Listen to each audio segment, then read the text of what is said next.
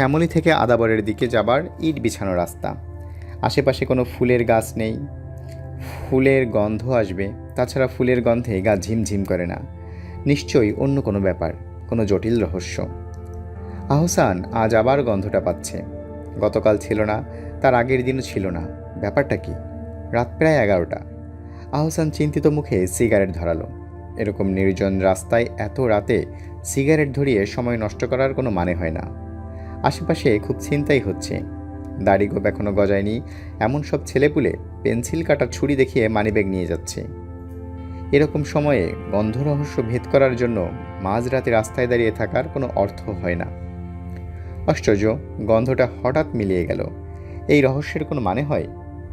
এটা নিয়ে কারোর সঙ্গে আলাপ করলে হয়, কিন্তু এই ব্যাপারটা আদাবরের রাস্তায় পা না দেওয়া পর্যন্ত মনে আসে না। যখন মনে আসে তখন আশেপাশে কেউ থাকে না যার সঙ্গে আলোচনা করা যায়। আদাবরের দিক থেকে 5 টনি ট্রাক আসছে। রাস্তার লোকজন নেই বললেই ট্রাক আসছে ঢিলে তামলা গতিতে। লোকজন থাকলে ঝড়ের গতিতে চলে আসতো। আহসান একপাশে সরে দাঁড়ালো। হেডলাইটের আলোয় তার চোখ ধাঁধিয়ে যাচ্ছে। তাকানো যাচ্ছে না, আবার চোখ ফিরিয়ে নেওয়াও যাচ্ছে না। কড়া আলোয় এক ধরনের সম্মোহনী শক্তি আছে। শুধু পতঙ্গ না, এই আলো মানুষকেও আকৃষ্ট করে। ট্রাকটা আহসানের ঠিক গায়ের উপর এসে আচমকা ব্রেক কষল। ড্রাইভার দরজা খুলে অর্ধেকটা শরীর বের করে তাকে ইশারা করে ডাকছে। ড্রাইভার বা দারোয়ান শ্রেণীর কেউ হাত ইশারা করে ডাকলে মেজাজ খারাপ হয়ে যায়। তবে এই ড্রাইভার আহসানের চেনা, তার বাড়িওয়ালা করিম সাহেবের ড্রাইভার। বাড়িওয়ালার বাড়ির একতলায় থাকে। নাম নাজিম, নিজাম কিংবা এই ধরনের কিছু। আহসানের সঙ্গে দেখা হলে লাল চোখে তাকায় এবং পান খাওয়া হলুদ দাঁত বের করে হাসে। আবার মাঝে মাঝে না চেনার ভঙ্গি করে। প্রফেসর স্যার, খবর শুনছেন? না, কি খবর? করিম সাহেবের কথা কিছু শুনছেন? না। যা যায় অবস্থা, অক্সিজেন চলতেছে। কি হয়েছে? অ্যাক্সিডেন্ট, টেম্পোর লগে ধাক্কা, মাথা গুড়া। খুবই আফসোসের কথা। কি কন প্রফেসর সাহেব? আহসান কিছু বলল না। ফুলের গন্ধটা আবার পাওয়া যাচ্ছে। পেট্রোল এবং ধোঁয়ার গন্ধ চাপিয়ে মিষ্টি একটা গন্ধ। এর মানেটা কি? রহস্যটা কোথায়? আরিচা থনে টিরিপ আইনা খবর শুনলাম। মিজাজ ঠিক নাই আমার, বুঝছেন প্রফেসর সাহেব? দেখবার যাইতেছি। ড্রাইভার দীর্ঘ নিঃশ্বাস ফেলল। গিয়ার বদলাতে বদলাতে বলল, এর নাম হালার দুনিয়া, আজীব জায়গা। প্রফেসর সাহেব, যাই। এবার ট্রাক ছুটছে ঝড়ের মতো। হাসানের মনে হচ্ছে একটা ভুল হয়ে গেছে তার। উচিত ছিল ড্রাইভারের সঙ্গে যাওয়া। ব্যাপারটা মনেও হয়নি। ফুলের গন্ধে সব এলোমেলো হয়ে গিয়েছে। করিম সাহেব লোকটিকে সে পছন্দ করে। পেটেখাটো মানুষ, মুখ ভর্তি পান, হাসি খুশি। পাশ দিয়ে গেলে জর্দার চমৎকার গন্ধ পাওয়া যায়। ভদ্রলোক এমন ভঙ্গিতে পান খান যে মনে হয় স্বর্গীয় কোনো খাদ্য চিবুচ্ছেন। তাকে দেখলেই পান খেতে ইচ্ছে করে। বাড়িওয়ালা প্রায়ই বেশ নামাজি হন, ইনিও তাই। তার গায়ে সবসময় পরিষ্কার ঝকঝকে একটা পাঞ্জাবি থাকে। মাথায় তার চেয়েও পরিষ্কার একটা টুপি। বয়স 50-এর কাছাকাছি, বেশ নাদুস নুদুস। দেখলেই মনে হয় খুব শীঘ্রই এর হার্ট অ্যাটাক বা মাইন্ড স্ট্রোক জাতীয় কিছু হবে, কিন্তু হয় না। তার 3 জন ভাড়াটে আছে, যাদের সবার সঙ্গেই তার সুসম্পর্ক। 2 জন ভাড়াটে তাকে চাচা ডাকে। আহসান তাকে কিছুই ডাকে না, তবে তিনি আকার ইঙ্গিতে প্রায় বুঝিয়ে দেন যে আহসানকে তিনি নিজের ছেলের মতো দেখেন। ভদ্রলোকের 5 মেয়ে, কোনো ছেলে নেই। বড় 3টি মেয়ে স্কুল কলেজের কোথাও যায় না, সম্ভবত বিয়ের জন্য অপেক্ষা করছে। ছোট 2টি স্কুলে যায়। আহসানের সঙ্গে দেখা হলে এই 2 স্কুল ছাত্রী মৌলানাদের মতো টেনে টেনে বলে, আসসালামু আলাইকুম। আহসান তার উত্তরে সবসময় বলে, কি খবর, ভালো? এই প্রশ্নের উত্তর এরা দেয় না। গম্ভীর হয়ে থাকে, হাসেও না। মনে হয় খানিকটা বিরক্ত হয়। করিম সাহেব মাঝে মধ্যে তাকে খেতে ডাকেন। অন্য ভাড়াটেদের ডাকেন না। সে একা একা থাকে, এই কারণেই হয়তো। কিংবা কে জানে, হয়তো তার কোনো পরিকল্পনা আছে। যার বড় বড় 3টে মেয়ে বিয়ের জন্য অপেক্ষা করছে, তার পরিকল্পনা থাকা অন্যায় নয়। অবশ্যই তিনি এখন পর্যন্ত ইশারা বা ইঙ্গিতে এ বিষয়ে কিছু বলেননি। মেয়েদের প্রসঙ্গে তিনি যা বলেন তার সারমর্ম হচ্ছে, মেয়েগুলো মহা অপদার্থ, সংসারের কিছুই জানে না, কিছু বোঝেও না, দিনরাত ঝগড়া করে আর টাকা কামায়। আহসান অবাক হয়ে বলেছিল, টাকা জমায় মানে? জমায় মানে জমায়, সঞ্চয়। পায় কোথায় টাকা? আপনি দেন? পাগল, আমি দেব কেন? ওরা চুরি করে, মার কাছ থেকে চুরি করে, মাঝে মাঝে আমার পকেটেও হাত দেয়। মহা হারামি। আগে চট থাপ্পড় দিতাম, এখন বড় হয়ে গেছে, চট থাপ্পড় দিতে পারি না। যখন মেজাজ ঠিক থাকে না দেই, যখন তাদের মা কান্দে। এরা হইল কান্দন পার্টি। মা কান্দে, মেয়ে কান্দে। একবার কি হইল শোনেন। প্রাইভেট মাস্টার আসছে, বড় মেয়েটাকে পড়াইতেছে। হঠাৎ কারেন্ট নাই। মাস্টার হারামজাদা সুযোগ বুঝা গায়ে হাত দিছে। বুঝেন অবস্থা। মেয়ে কোনো শব্দ করে না, ফিস ফিস করে কান্দে। বোঝেন অবস্থা। মা যেমন বোকা, আমার মেয়েগুলোও হয়েছে বোকা, বাজারের সেরা বোকা। কোনো বাবা নিজের মেয়েদের নিয়ে এই জাতীয় কথা বলতে পারে তা আহসানের ধারণার বাইরে ছিল, কিন্তু এই লোক বলে। ভদ্রলোকের কথাবার্তার ভঙ্গি থেকে আহসানের মাঝে মাঝে মনে হয় তাকে নিয়ে ভদ্রলোকের তেমন কোনো পরিকল্পনা নেই। থাকলে মেয়েদের সম্পর্কে এই জাতীয় কথাবার্তা বলতেন না। তাছাড়া খেতে যখন ডাকেন তখন মেয়েরা কেউ আসে না বা উকি দেয় না। তার বাড়ির পর্দা প্রথাটি বেশ কঠিন। মেয়েগুলো নিউ মার্কেটে যায় বোরকা পরে। আহসানের বাসা তিনতলার ডান দিকে, বা দিকটা খালি। দরজা জানালা এখনও লাগানো হয়নি। আহসানের বাসাও পুরোপুরি তৈরি হয়নি, চুনকাম বাকি আছে। দরজায় রং লাগানো হয়নি। 3টি রুমের একটিতে এখনও দরজা জানালা লাগানো বাকি, যে কারণেই ভাড়া কম, 1300 টাকা। গ্যাস, ইলেকট্রিসিটি সবই এর মধ্যে। তবে গ্যাস লাইন এখনও বসেনি বলে এই সুবিধাটা পাওয়া যাচ্ছে না। ভবিষ্যতে পাওয়া যাবে। সুযোগ পেলেই করিম সাহেব এই কথা শুনিয়ে দেন। কয়েকটা দিন অপেক্ষা করেন, গ্যাস লাইন বসলে কত আরাম দেখবেন। 1 পয়সা বাড়ি ভাড়া বাড়াবো না। ভদ্রলোকের এক জবান।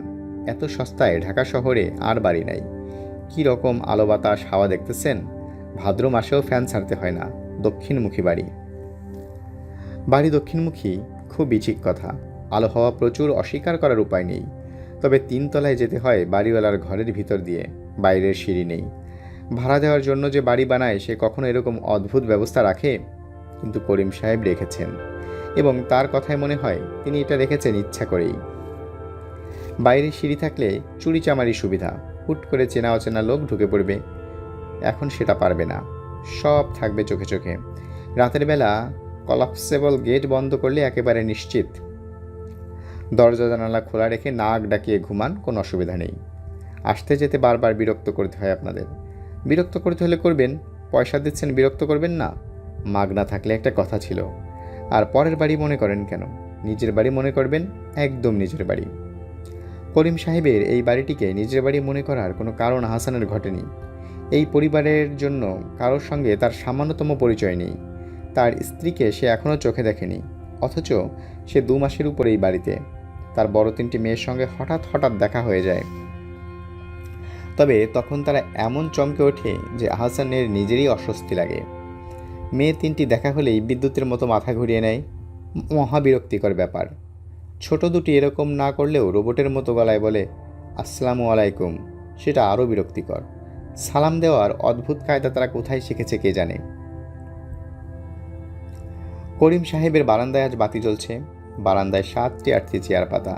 তার বড় মেয়েটি ছোট 2টি বোনকে নিয়ে জড়সড় হয়ে বসে আছে। আহসানকে দেখে এরা 3 জনে উঠে দাঁড়ালো, যেন তারা আহসানের জন্যই অপেক্ষা করছিলেন। এই প্রথমবার ছোট মেয়ে 2টি আসসালামু আলাইকুম বলল না। বড় মেয়েটি মাথা ঘুরিয়ে মূর্তির মতো হয়ে গেল না।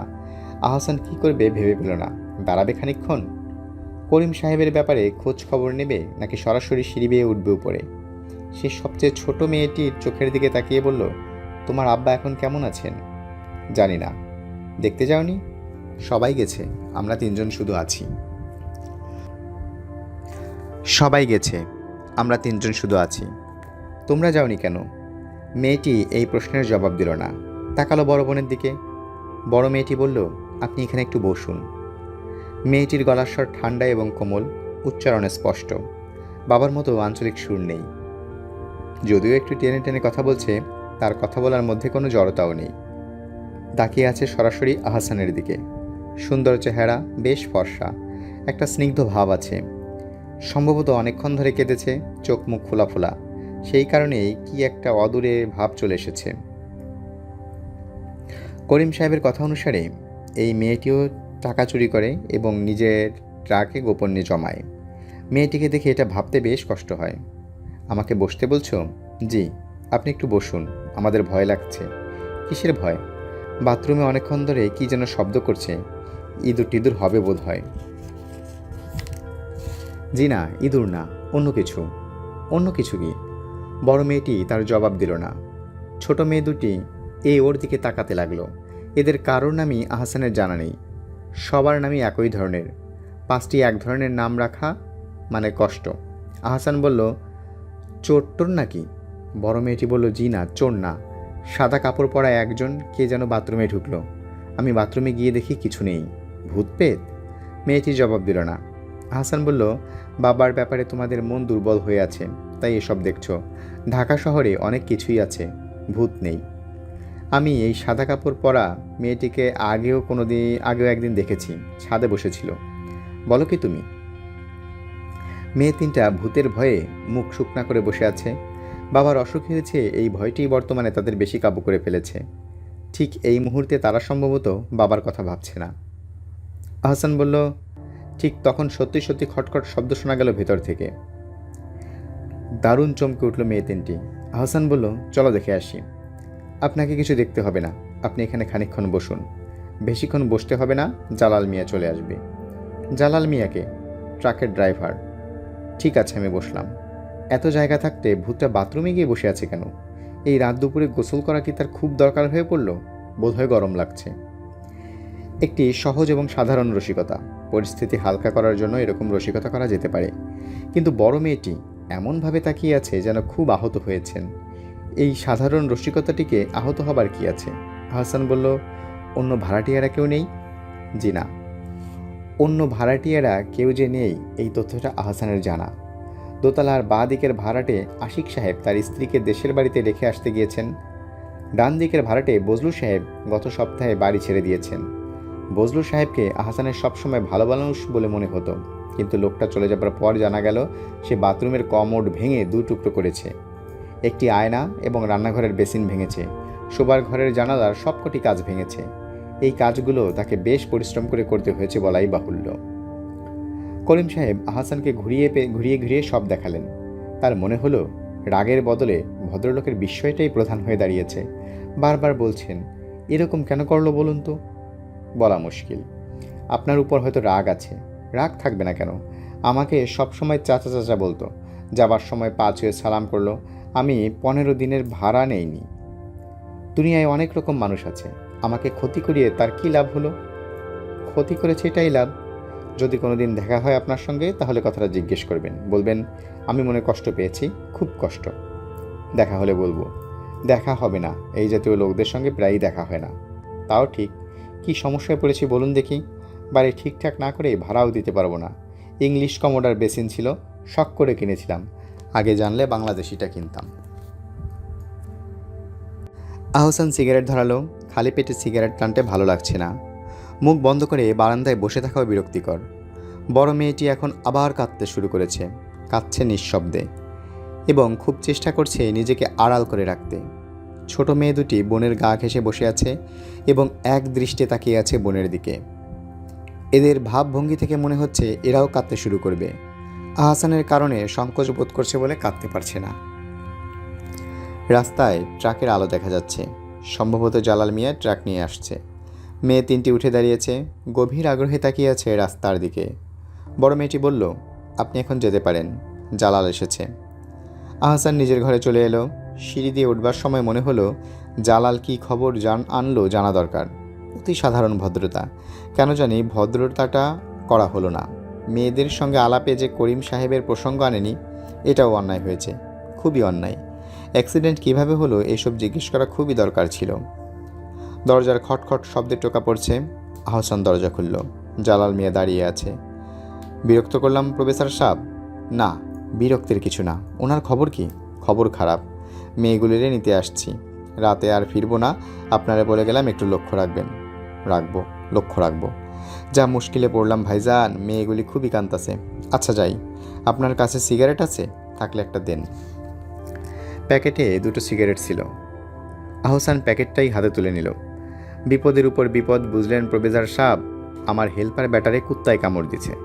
15 খান ইঞ্জেকশন লাগে। কি সমস্যা চিন্তা করেন দেখি। সিগারেটের প্যাকেটটা দিয়ে দেওয়া ভুল হয়েছে। আহসানের ধারণা ছিল ড্রয়ারে একটা নতুন প্যাকেট আছে। এখন দেখা যাচ্ছে নতুন প্যাকেট নেই। পুরনো চিঠিপত্র, একটা মোমবাতি, এক প্যাকেট নতুন দেশলাই ছাড়া ড্রয়ার পুরোপুরি শূন্য। রাত বাজছে 11:25। সিগারেটের জন্য হেঁটে হেঁটে রাস্তার মোড় পর্যন্ত যেতে হবে। প্রায় 20 মিনিটের পথ। যে পাগলা কুকুর ড্রাইভারের হেল্পারকে কামড়েছে সে নিশ্চয়ই এই অঞ্চলেরই বাসিন্দা। সুযোগ পেলে তাকেও কামড়াবে। পাগলা কুকুরের নিয়ম হচ্ছে 7 জনকে কামড়ানো। তারিন তাই বলতো। অদ্ভুত অদ্ভুত সব তথ্য তারিনের মাথায়। বিড়াল নাকি চোখ ফোটার আগে তার বাচ্চাকে 7 বাড়ি ঘুরিয়ে আনে। জোর বাচ্চা রাখে না। যে বিড়াল 4টা বাচ্চা সে একটাকে মেরে সংখ্যা বিজোড় করে ফেলে। কোত্থেকে যে এইসব জোগাড় করতো কে জানে। খিদে লেগেছে। ভাত খাবার পর একটা সিগারেট খাওয়া যাবে না, এই চিন্তায় তাকে অস্থির করে তুলল। আকাশের অবস্থা ভালো না, বিদ্যুৎ চমকাচ্ছে। ঝড় বৃষ্টির সময়, অথচ যেতে হবে ছাতা ছাড়া। প্রতি বর্ষাতেই তাকে একটা করে নতুন ছাতা কিনতে হয়। এবারের ছাতাটি সে গত সপ্তাহে কিনেছে। একদিন মাত্র ব্যবহার করেছে, তারপরেই ছাতা নিখোঁজ। আরেকটি কিনতে ইচ্ছে করছে না, এই বর্ষা ভিজেই কাটুক। আহসান খুলে ফেলা জুতা আবার পরতে বসল। সিগারেট না আনলেই নয়, নেশার জিনিস পুড়িয়ে গেলে খুব অস্থির লাগে। জায়গাটায় আসলেই একটা রহস্য আছে। গন্ধটা এখন আর পাওয়া যাচ্ছে না। সে খানিকক্ষণ অপেক্ষা করল, যদি পাওয়া যায়। অপেক্ষাটা বিপজ্জনক। আকাশের অবস্থা বেশ খারাপ। বাতাস বন্ধ হয়ে গেছে। লক্ষণ দেখে মনে হচ্ছে তুমুল বর্ষণ হবে। কিন্তু জায়গাটা ছেড়ে যেতে ইচ্ছে হচ্ছে না। কেন মাঝে মাঝে চমৎকার একটা গন্ধ এই জায়গাটায় পাওয়া যায়। কারোর সঙ্গে এই ব্যাপারটা নিয়ে আলাপ করলে হয়। আলাপের জন্য বিষয়টি অবশ্যই খুব তুচ্ছ, তবু মাঝে মাঝে তুচ্ছ জিনিস নিয়ে আলাপ করতে ইচ্ছে করে। 4 বছর আগে তারিন ছিল, যে কোনো তুচ্ছ জিনিস নিয়ে ঘন্টার পর ঘন্টা আলাপ করা যেত তার সঙ্গে। চমৎকার সময় কাটত। একবার তারিন নিউ মার্কেটে যাবার পথে দেখল একটা মহিষকে ঠেলাগাড়িতে করে নিয়ে যাচ্ছে। সে বাসায় ফিরল দারুণ উত্তেজিত হয়ে। আজ একটা অদ্ভুত জিনিস দেখলাম, মহিষকে ঠেলাগাড়িতে করে নিয়ে যাচ্ছে। আহসান তাই তুলে বলল, এটা অদ্ভুত কিছু না, গরু মহিষকে প্রায় ঠেলাগাড়িতে করে নিয়ে যায়। এরা হাঁটতে পারে না বলে এই অবস্থা। তুমি যদি দেখতে একটা বাঘকে ঠেলাগাড়িতে করে নিয়ে যাচ্ছে, তাহলে একটা কথা ছিল। মহিষটা অসুস্থ না, খুবই সুস্থ। সুস্থ হলে কি ঠেলাগাড়িতে করে নিয়ে যাবে কেন? তারিন হাসতে হাসতে বলল, আমি জানি কেন নিয়ে যাচ্ছে। তুমি যদি বলতে পারো তাহলে তোমার জন্য পুরস্কার আছে। কি পুরস্কার আগে বলো। না, আগে ভাগে বলা যাবে না। তুমি যদি একটি বিশেষ পুরস্কার আমাকে দাও তাহলে চেষ্টা করে দেখতে রাজি আছি। কি অসভ্যতা করছো? ছি। অসভ্যতা কী করলাম? আমি একটি বিশেষ পুরস্কারের কথা বলেছি, এর বেশি তো কিছু বলিনি। থাক, তোমাকে কিছু বলতে হবে না। রাগ করে উঠে চলে যায় তারিন। সেই রাগ ভাঙাতে আহসানকে যথেষ্ট কষ্ট করতে হয়। শেষ পর্যন্ত রাগ ভাঙে এবং আহসান অনুমান করতে চেষ্টা করে কেন মহিষটিকে ঠেলাগাড়িতে করে নিয়ে যাচ্ছে। মহিষটার একটা পা ছিল খোঁড়া, হলো না। গাড়িটার নিচে পড়ে জখম হয়েছে, হাঁটতে পারছে না। তাই মহিষটা সম্ভবত বিয়ে করতে যাচ্ছে। ফাজলামো করবে না, ঠিক মতো বলো। পারছি না, তুমি বলে দাও। তুমি বলছো মহিষ। মহিষ হচ্ছে পুংলিঙ্গ, ম্যাসকুলিন জেন্ডার। আমি বুঝবো কি করে এর একটা বাচ্চা আছে? মহিষের স্ত্রীলিঙ্গ কি? মহিষী কিংবা মহিষিনী কিংবা মহিলা মহিষ? ওমা, তুমি জানো না নাকি? না, জানি না। প্রফেসর মানুষ, আর এই সাধারণ জিনিসটা তুমি জানো না? আমি কি বাংলার প্রফেসর নাকি যে জানবো? আমি হচ্ছে যুক্তিবিদ্যার অধ্যাপক। যুক্তিবিদ্যা তো তুমি আরও কম জানো। কি করে বুঝলে? আমার সঙ্গে তো কোনো যুক্তিতেই তুমি পারো না। অর্থহীন কথা বলার জন্যই কথা বলা, এর চেয়ে বেশি কিছু না। কিন্তু কি অপূর্ব ছিল সেই অর্থহীন কথাবার্তা। তারিন যদি আজ থাকতো তাহলে নিশ্চয়ই এই হঠাৎ আসা গন্ধের রহস্য বের করে ফেলত। কোনো এক রাতে ঘুমোতে যাওয়ার আগে কৃত্রিম একটা হাই তুলতে তুলতে বলতো, গন্ধ রহস্যের সমাধান হয়েছে। কী সমাধান? আজ বলা যাবে না, ঘুম পাচ্ছে। বলো না। বললাম তো ঘুম পাচ্ছে। আর একবার হাই তুলে এমন ভাব করতো যাতে মনে হতে পারে সত্যি সত্যি ঘুম পাচ্ছে। আহসান অন্যমনস্ক হয়ে পড়ল। ছোট ছোট কয়েকটি বৃষ্টির ফোঁটা গায়ে পড়েছে। এখানে দাঁড়িয়ে থাকার মানে হয় না। রাত অনেক হয়েছে। বৃষ্টি বাদলা দেখলে দোকানপাট বন্ধ করে দোকানেরা বাড়ি চলে যায়। মাস্তান ধরনের ছেলেপুলে বোতল হাতে নিরিবিলি জায়গার খোঁজে বসবে এদিক ওদিক। এটি মোটামুটি নির্জন অঞ্চল। ঘরবাড়ি তৈরি হচ্ছে এরকম একটা ঘরে তাদের আসর বসবে। এ জাতীয় একটি দলের সামনে একবার পড়েছিল আহসান। রাত বেশি হয়নি, 10টা থেকে 10:30। 5-6টি ছেলের একটি দল একটি মেয়ের হাত ধরে টানাটানি করে নিয়ে যাচ্ছে। মেয়েটি যেতে যাচ্ছে না। ল্যাম্পপোস্টের আলোয় মেয়েটিকে চমৎকার লাগছে। রোগা লম্বা একটা মেয়ে, কচি মুখ। এসব ক্ষেত্রে কোনো রকম কথা না বলাই বিচক্ষণতার লক্ষণ। কিন্তু আহসান অসম্ভব সাহস দেখালো। কড়া গলায় বলল, এই কি ব্যাপার, কি হচ্ছে? দলটি থেমে গেল। মেয়েটি হাত ছাড়িয়ে নিতে চেষ্টা করলো। সে তার হাত ধরে আছে যে চিকন গলায় বলল, আপনি যা ভাবছেন তা না ব্রাদার, ভদ্র ঘরের মেয়ে না, ট্রিপ দেয়া মেয়ে। জায়গায় জায়গায় টিপ দেয়। একসঙ্গে বেশি কাস্টমার দেখে ঘাবড়ে গেছে। বলার ভঙ্গিটি এতই কুৎসিত যে গা জ্বালা করে। কিন্তু জ্বালা করা পর্যন্তই, কিছুই করবার নেই। তবে এই মেয়েটি বাজে ধরনের মেয়েই ছিল। কারণ আহসান দেখলো মেয়েটি বেশ সহজভাবেই যাচ্ছে। তাকে আর আগের মতো টেনে হিস্ট্রে নিয়ে যাওয়া হচ্ছে না। অল্প বয়সের এরকম সুশ্রী একটি মেয়ের যে কী এক দুর্দশা। মেয়েটি যেতে যেতে একবার বলল, এমন করেন কেন, যাইতেছি তো, সকাল সকাল ছাড়বেন কিন্তু। এর উত্তরে ছেলেদের একজন কি বলল ঠিক বোঝা গেল না, তবে নিশ্চয়ই হাসির কিছু। মেয়েটি খিলখিল করে হাসছে, অর্থহীন হাসি। আহসান 2 প্যাকেট সিগারেট কিনল। সব কিছু বেশি বেশি থাকাই ভালো। সিগারেটওয়ালাদের মুখে অসম্ভব বিরক্তি। শেষ সময়ে 2 প্যাকেট সিগারেট বিক্রি করেও তার বিরক্তি দূর হলো না। টাকার ভাঙতি হিসাব করছে। এই জন্যই কি বিরক্তি? নাকি তারও খিদে পেয়েছে, বাড়ি যেতে ইচ্ছে করছে কিন্তু যেতে পারছে না, কারণ বিক্রি ভালো হয়নি? আহসান লোকটির বিরক্তি কমানোর জন্য হালকা গলায় বলল, একটা পাগলা কুকুর নাকি বেরিয়েছে, জানো নাকি? জানি না।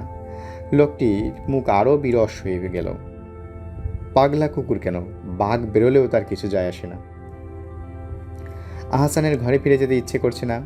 একবার ঘরে ঢুকলে বেরোতে ইচ্ছে করে না, আবার বেরোলে ঘরে যেতে ইচ্ছে করে না। অদ্ভুত অবস্থা। সকালে নাস্তা করার কিছু নেই।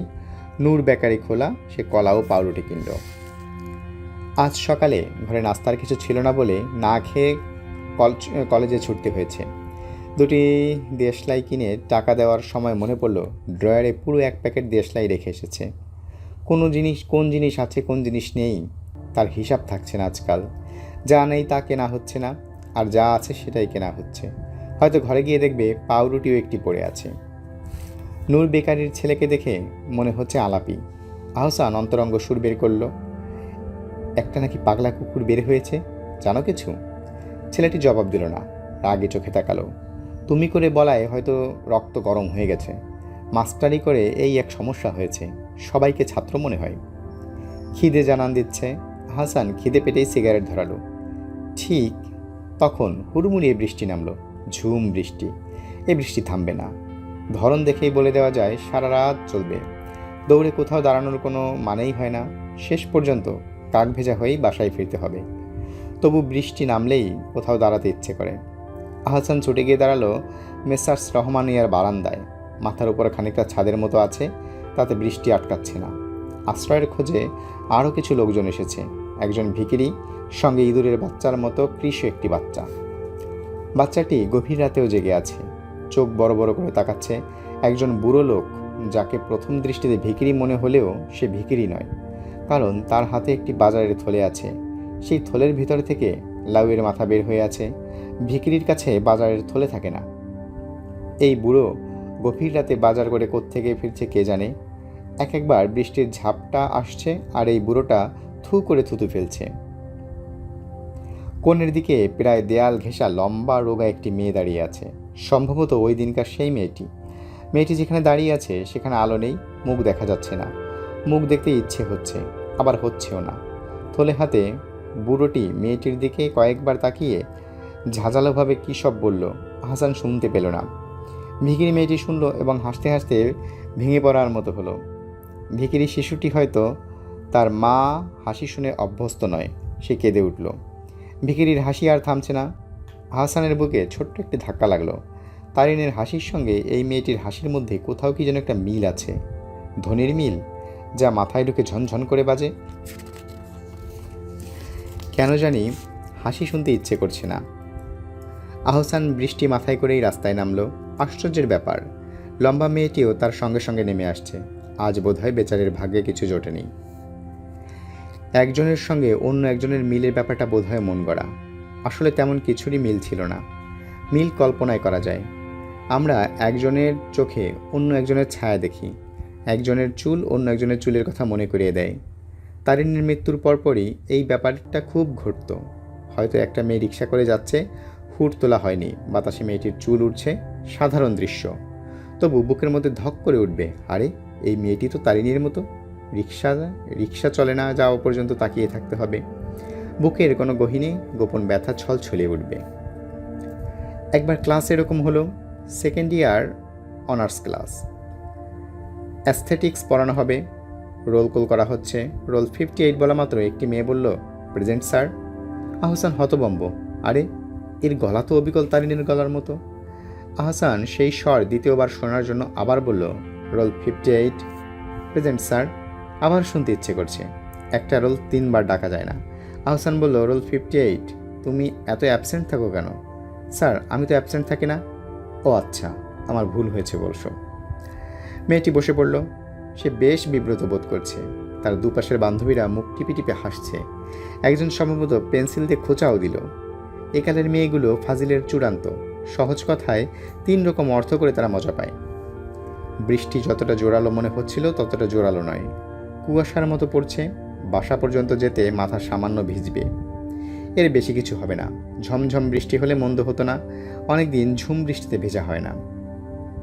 মেয়েটি আসছে তার পিছনে পিছনে, স্যান্ডেল খুলে হাতে নিয়েছে, পা ফেলছে খুব সাবধানে। এর বাড়ি বোধ হয় আশেপাশের কোথাও হবে। একা একা যেতে ভয় পাচ্ছে বলে আসছে, আসুক, ক্ষতি তো নেই। এত সাবধানতারও কাজ দিল না। মেয়েটি পা পিছলে হুমড়ি খেয়ে পড়ল। অন্ধকারে কিছু বোঝা যাচ্ছে না, তবে সে যে কাদায় মাখামাখি হয়েছে এটা বোঝা যাচ্ছে। এগিয়ে এসে হাত ধরে তোলার কোনো অর্থ হয় না, আবার পাশ কেটে চলে যেতেও খারাপ লাগছে। এই জাতীয় মেয়ের সংখ্যা শহরে দ্রুত বাড়ছে। কলেজের ইসমাইল সাহেবের ধারণা এই শহরটা প্রস্টিটিউটদের শহর হয়ে যাচ্ছে। ইসমাইল সাহেব লোকটা বেশ রসিক, যাই বলেন শুনতে ভালো লাগে। বুঝলেন সাহেব, ওই রকম একজনের পাল্লায় পড়েছিলাম। রাত 10টার মতো বাজে, আমার ভাইরার বাসায় বেড়াতে যাচ্ছিলাম জিকাতলা। একটু ভেতরের দিকে রিক্সা ছেড়ে দিয়ে হাঁটছি, তখন এই মেয়েটি এসে উপস্থিত। নরম গলায় বলল, আজ রাতটা কি আপনি আমাকে থাকতে দিতে পারেন? আমি তো বুঝতেই পারি নাই রে ভাই, কচি চেহারা, ভদ্র সাজগোজ পোশাক। আপনি কি বললেন? আমি বললাম, কি অসুবিধা তোমার? জিওগ্রাফির মনসুর সাহেব চাপা হাসি হেসে বললেন, মা বলে ডাকলেন না? আপনার তো আবার মেয়েদের মা ডাকার একটা প্রবণতা আছে। না, মা ডাকিনি, কলেজের মেয়েগুলোকে মা ডাকি, বাইরে বলি না। তারপর কি হলো শোনেন। আমি বললাম, কি অসুবিধা তোমার? সে বলল, অনেক অসুবিধা, বলেই হাসলো। তখনই ব্যাপারটা বুঝলাম। কি করলেন? 500 টাকা দিলাম, টাকাটা নিল না। তখনই বুঝলাম ভালো ফ্যামিলির মেয়ে, চেষ্টা ধরনের মেয়ে হলে নিত। মনসুর সাহেব বাঁকা হাসি হেসে বললেন, আপনার মনের অবস্থা তখন কি হলো বলুন? কি আবার হবে? কিছু হয়নি, একটু স্যাড ফিল করেছি। শুধু স্যাড, আর কিছু না? একবারের জন্য কি মনে হয়নি এই মেয়েটার সঙ্গে কিছু সময় কাটালে কি এমন ক্ষতি হবে? ঘরে ফিরলে তো সেই আবার বাসি স্ত্রী। অর্থের বিনিময়ে টাটকা একজন তরুণীর সঙ্গ মন্দ কি? কী সব বাজে কথা বলছেন মনসুর সাহেব? বাজে কথা একেবারেই বলছি না, নিতান্ত সত্যি কথা বলছি, হার্ড ট্রুথ। নিজেকে দিয়ে সবাইকে বিচার করবেন না। নিজেকে দিয়ে বিচার করছি না, আপনাকে দিয়েই আমি আপনার বিচার করছি। এই যে মেয়েগুলিকে আপনি মা মা ডাকেন, তার পিছনে কি অন্য কোনো কারণ কাজ করে না? মা বলে সহজেই একজনের পিঠে হাত রাখতে পারছেন, স্পর্শের আনন্দটুকুর জন্য আপনি মা ডাকছেন। আমি কি ভুল বলেছি? ইসমাইল সাহেব স্যান্ডেল খুলে মনসুর সাহেবকে মারতে গেলেন। কেলেঙ্কারি ব্যাপার। কলেজের প্রিন্সিপাল পর্যন্ত জিনিসটা গড়ালো। প্রিন্সিপাল দার্শনিকের মতো বললেন, মেয়ে মানুষ কি জিনিস দেখলেন? সামান্য মেয়ে মানুষের কথা থেকে স্যান্ডেল নিয়ে ছোটাছুটি। এই খবর বাইরে লিক হলে টিচার্স কমিউনিটি হিসেবে আমাদের স্থান কোথায় হবে বলেন দেখি? আপনাদের মতো হাইলি এডুকেটেড লোক যদি... বৃষ্টি এবার বেশ বড় বড় ফোঁটায় পড়তে শুরু করেছে। আহসান তার পাউরুটি নিয়ে ব্যস্ত হয়ে পড়ল।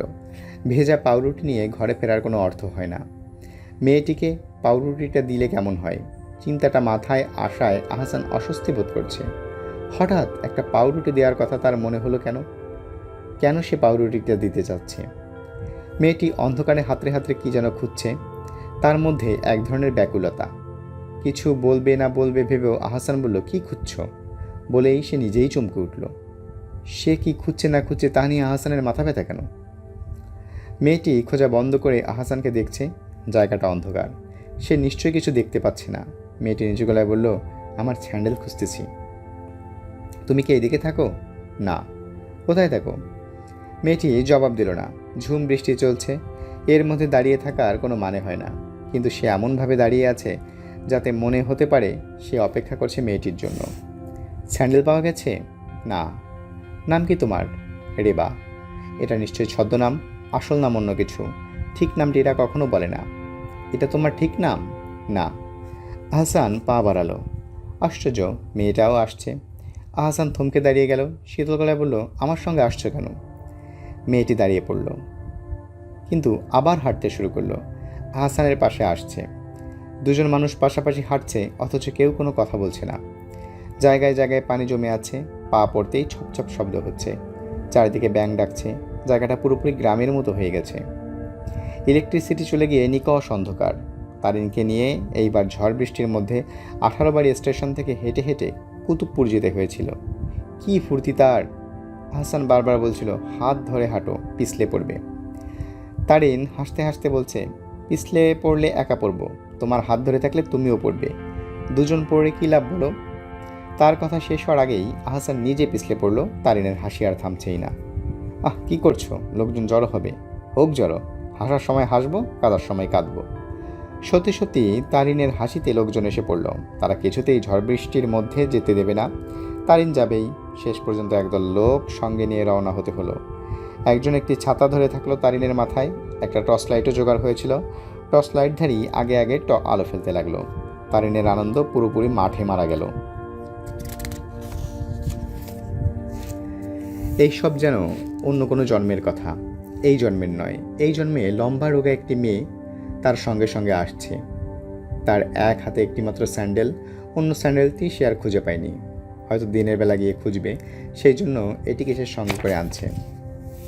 এই মেয়ে, তুমি আমার সঙ্গে সঙ্গে আসছো কেন? স্টপ, আসবে না। যত বাজে ঝামেলা, বাড়ি যাও। এই জাতীয় মেয়েরা কত রাত পর্যন্ত বাইরে থাকে কে জানে। এরা কি একা একাই বাড়ি ফিরে, না কেউ এসে নিয়ে যায়?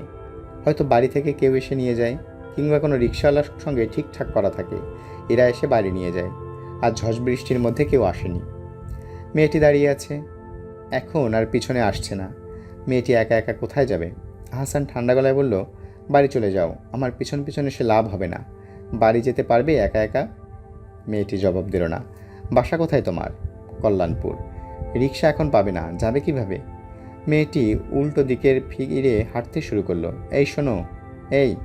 মেয়েটি ফিরল না, হাঁটার গতি বাড়িয়ে দিল। যাক যেখানে ইচ্ছে। আহসান হাঁটতে শুরু করলো। ঠান্ডায় গা কাঁপছে, নির্ঘাত জ্বর আসবে। বাড়ির গেট পর্যন্ত এসে বারবার পিছন দিকে তাকালো। বিদ্যুৎ চমকাচ্ছে। বিদ্যুতের আলোয় দেখা যাচ্ছে মেয়েটি রাস্তার একপাশে চুপচাপ দাঁড়িয়ে আছে। সে হয়তো ভাবছে এই লোকটি আবার তাকে ডাকতে ডাকতে আসবে, কিংবা একা একা ফিরে যেতে সে ভয় পাচ্ছে। আহসান তাকে সত্যি সত্যি ডাকলো। কেন ডাকলো তা সে নিজেও জানে না। এই মেয়েটির গলার স্বর তারিনের মতো, শুধু এই কারণে নাকি সে ঝড় বৃষ্টির রাতে নারীর সঙ্গী কামনা করছে? তারিনের শাড়ি মেয়েটিকে পরতে দেওয়া উচিত হয়নি, খুবই অন্যায় হয়েছে। অন্যায়ের ব্যাপারটা অনেকটা চেইন রিয়েকশনের মতো। একটি অন্যায় করলে পরপর অনেকগুলো করতে হয়। মেয়েটি বৃষ্টিতে ভিজেছিল, এত রাতে কোথায় যাবে? শুধু এই ভেবেই কি আহসান তাকে ডেকেছিল? তার অবচেতন মনে কি অন্য কিছু লুকিয়ে আছে? থাকাটাই কি স্বাভাবিক নয়? এই নির্জন বাড়ি, বৃষ্টির রাত, সুশ্রী চেহারার একটি মেয়ে। আহসানের মাথা ধরে গেল। ঝড় বৃষ্টির মধ্যে পড়েছিল, যাওয়ার জায়গা নেই, এই জন্যই তোমাকে এনেছি, অন্য কিছু নয়।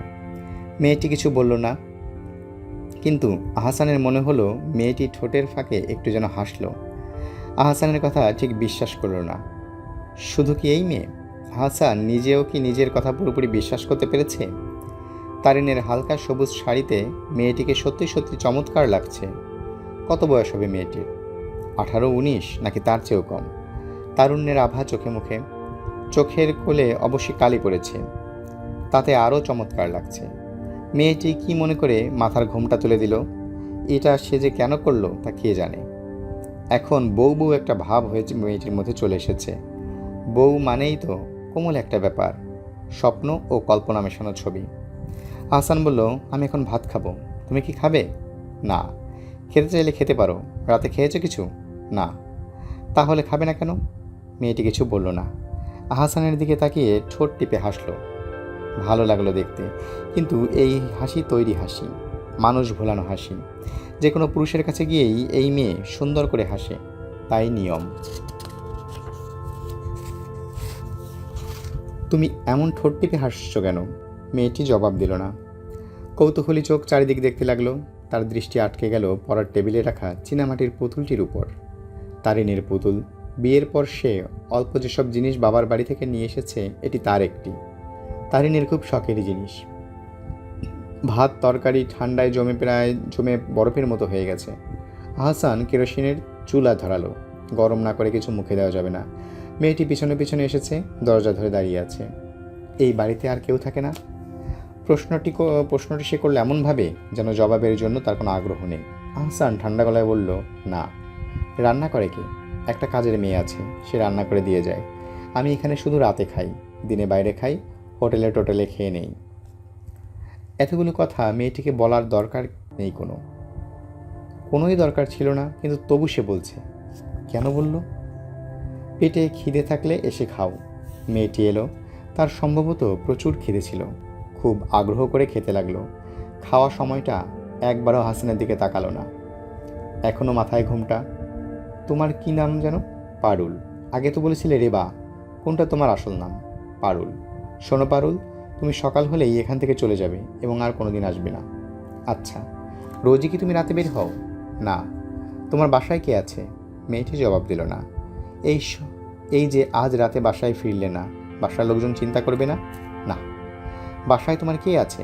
মেয়েটি জবাব দিল না। একবার শুধু মুখ তুলে তাকালো। সংসার আছে? অর্থাৎ স্বামী, পুত্র, কন্যা, এরা কেউ? মেয়েটি উত্তর না দিয়ে থালা হাতে উঠে পড়ল। তার খাওয়া হয়ে গেছে।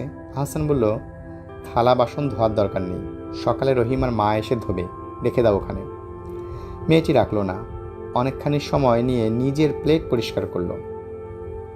বললাম না এগুলো ধোয়ার দরকার নেই, রেখে দাও। এসো আমার সঙ্গে, ঘুমাবার জায়গা দেখিয়ে দিচ্ছি। মেয়েটি উঠে এলো।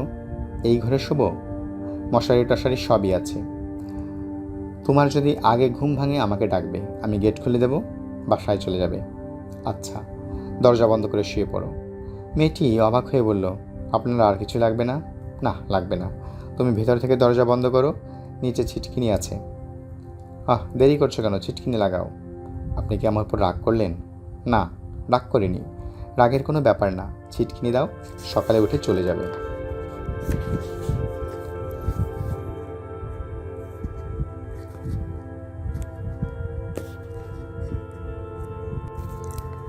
জালাল মিয়া ট্রাক নিয়ে এসেছে মনে হচ্ছে। একটু আগে ট্রাকের শব্দ পাওয়া গিয়েছিল, এখন কোলাপসিবল গেটের তালা খোলার শব্দ আসছে। করিম সাহেব নিজেই তালাটি রাত 10টার দিকে লাগিয়ে দেন। সব ভাড়াটেদের কাছে এর একটা চাবি আছে। 10টার পর এলে নিজেদের চাবিতে গেট খুলতে হয়। জালাল মিয়া একা আসেনি, আরও লোকজন এসেছে। কান্নাকাটির কোনো রকম আওয়াজ পাওয়া যাচ্ছে না। তার মানে করিম সাহেব এখনও টিকে আছেন। নিচে একবার যাওয়া উচিত, কিন্তু ইচ্ছে করছে না। বৃষ্টি কমে আসছে, বাতাসের বেগও কমছে। ঘটাং ঘটাং করে জানালার একটা পাট এতক্ষণ নড়ছিল, এখন আর নড়ছে না। পরপর 3টে সিগারেট শেষ করে আহসান ঘুমেতে গেল।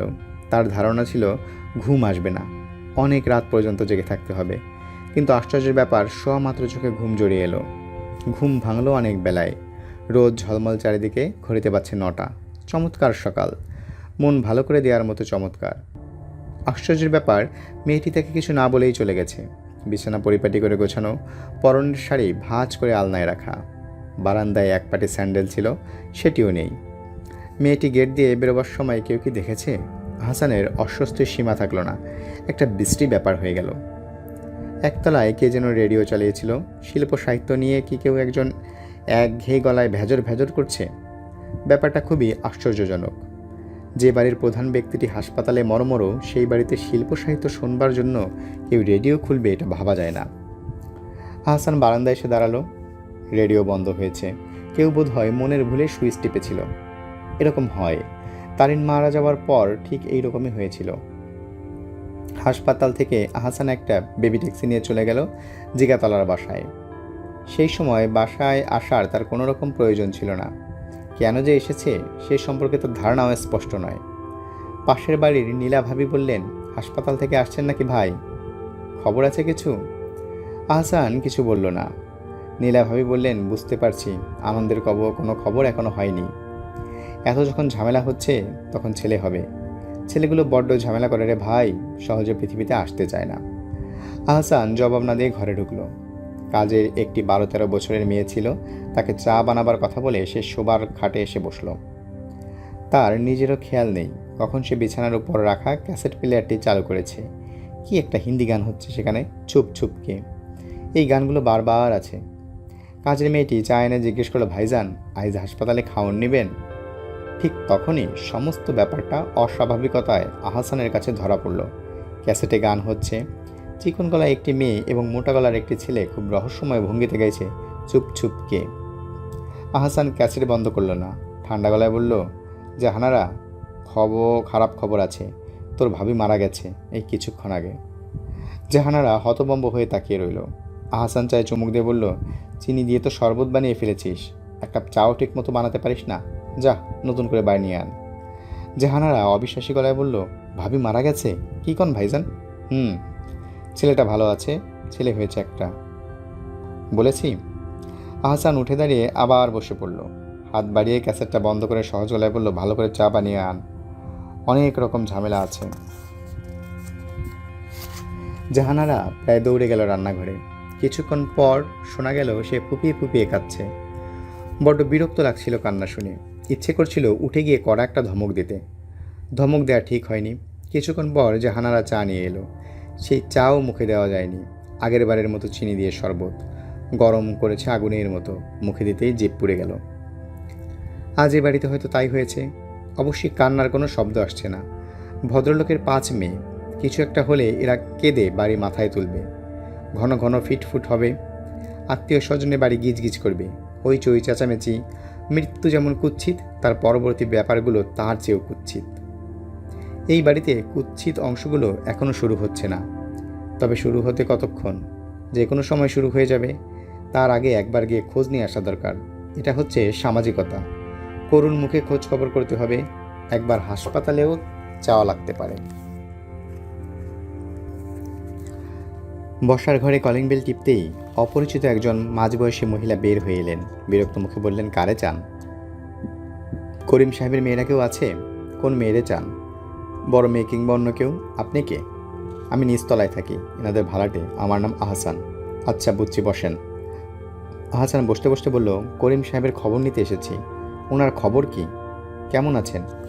ভালো না, অবস্থা খুবই খারাপ। আপনি বসেন, বেগমরে ডাক দেই। ও বেগম, বেগম। এই যুগে মেয়েদের নাম কেউ বেগম রাখে? কি অদ্ভুত এই বাড়ির মেয়েগুলো। বেগম, শাহজাদি, মহল। মহল হচ্ছে 3 নম্বর মেয়েটি। এই মেয়েটি বড় 2 বোনের মতো নয়, একটু অন্যরকম। সিঁড়ি দিয়ে উঠতে নামতে দেখা হলে বড় 2 বোনের মতো শক্ত হয়ে যায় না, বরং হাসি হাসি মুখে তাকায়। মাঝে মধ্যে 2-একটা কথা টথাও হয়। যেমন আহসান যদি বলে, কি ভালো, সে লাজুক স্বরে বলে, জি। যাওয়া হচ্ছে কোথাও? ছাদে। জি। আচার শুকাতে? ভালো, বেশি করে আচার শুকাও, আচার ভালো জিনিস। সন্ধ্যাবেলা এদের কাজের মেয়ে বাটি ভর্তি আচার নিয়ে উপস্থিত। আহসান চমকে উঠে বলল, আচার কি জন্য? মহলাপা পাঠাইছে। আমি তো আচার খাই না। ও আল্লাহ, মহলাপা কইছে আপনি চাইছেন? আরে না, খাই না যে জিনিসটা, সেটা আমি চাইবো কেন? কাজের মেয়েটি বাটি ফিরিয়ে নিয়ে গেল। আহসান খানিকটা বিরক্তই হলো। মহল মেয়েটির বুদ্ধি শুদ্ধি সেরকম নেই। বুদ্ধি যে শুধু কম তার আরেকটি প্রমাণ আছে। একবার নিউ মার্কেটে দেখা। সে তার অন্য 2 বান্ধবীর সঙ্গে গিয়েছে, বোরকা নেই। 3 বোন হাত ধরাধরি করে হাঁটছে। দৃশ্যটি অদ্ভুত। এত বড় বড় 3টি মেয়ে হাত ধরাধরি করে হাঁটবে কেন? আহসানকে দেখে 3 জন ভূত দেখার মতো চমকে উঠল। এটিও অস্বাভাবিক। মহল নিজেকে সামলে নিয়ে এগিয়ে এসে বলল, আমরা শাড়ি কিনতে এসেছি। বেশ তো, 3 জন একরকম শাড়ি কিনবো। ভালো, আপনি একটু আসবেন আমাদের সঙ্গে। কেন? আমাকে দরকার কেন? আপনি যেটা বলবেন সেটাই কিনবো। তোমরা তোমাদের পছন্দ মতো কিনবে, আমি বলবো কেন? আপনি আসলে বেগম আপা কিছু বলবে না। আরে না, তোমরা তোমাদের মার্কেটিং করো, আমি অন্য কাজে এসেছি। মহল ফিরে গিয়ে আবার 2 বোনের হাত ধরল। এদের 3 বোনের মধ্যে সবচেয়ে মজার ব্যাপার হচ্ছে এদের মধ্যে মিলের অংশটুকু। 3 জন দেখতে একরকম, একই রকম লম্বা, গলার স্বর এক ধরনের। যতবার একসঙ্গে বাইরে যায় হাত ধরাধরি করে হাঁটে। মাঝখানে মহল, 2 পাশে 2 বোন। বাবা মারা গেলে এরা বোধহয় একই ভঙ্গিতে জড়াজড়ি করে কাঁদবে। এই চিন্তা মাথায় আসায় আহসানের একটু খারাপ লাগছে। একটা পরিবারের এত বড় দুঃসময়ের কথা কি করে সে ভাবল। আহসানকে বেশ খানিকটা বসতে হলো। আগের সেই মহিলা এক পেয়ালা চা এবং পিরিচে করে দুধে ভর্তি এক পিরিচ সেমাই দিয়ে গেলেন। সেমাইয়ের পিরিচে চামচ নেই, খেতে হলে বিড়ালের মতো চুকচুক করে খেতে হবে। একটু বসেন, বেগম আসতাছে। ঠিক আছে, বসছি। আমি বেগমের দূর সম্পর্কের ফুফু, বেগমের আব্বা আমার মামাতো ভাই। ও আচ্ছা।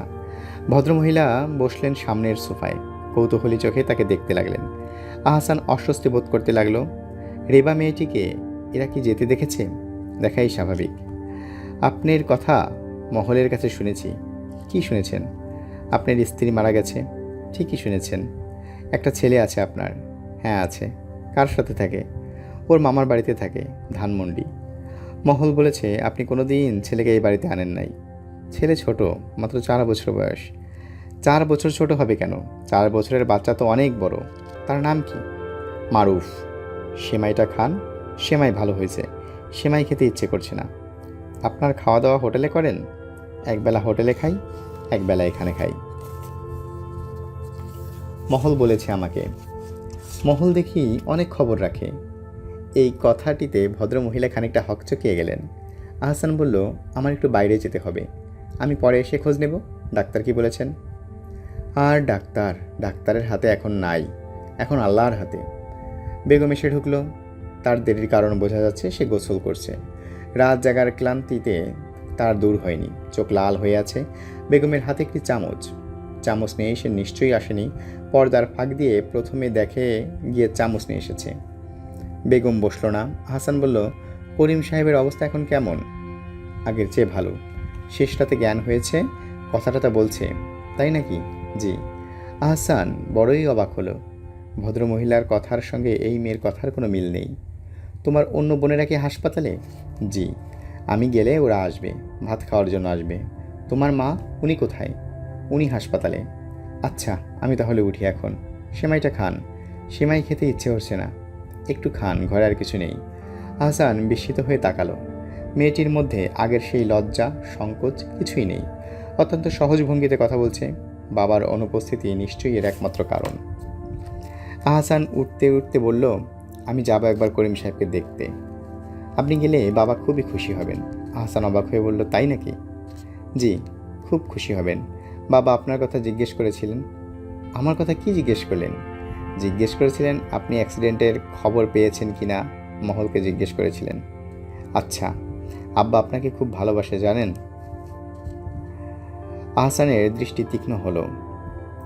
মেয়েটি কি কিছু বোঝাতে চাইছে, কিছু বলতে চাইছে? ভালো মানুষ হিসেবে জানলে আপনি ভালো মানুষ নন। আপনার ঘর থেকে সুন্দর মতো রোগা ফর্সা একটি মেয়ে বের হয়েছে।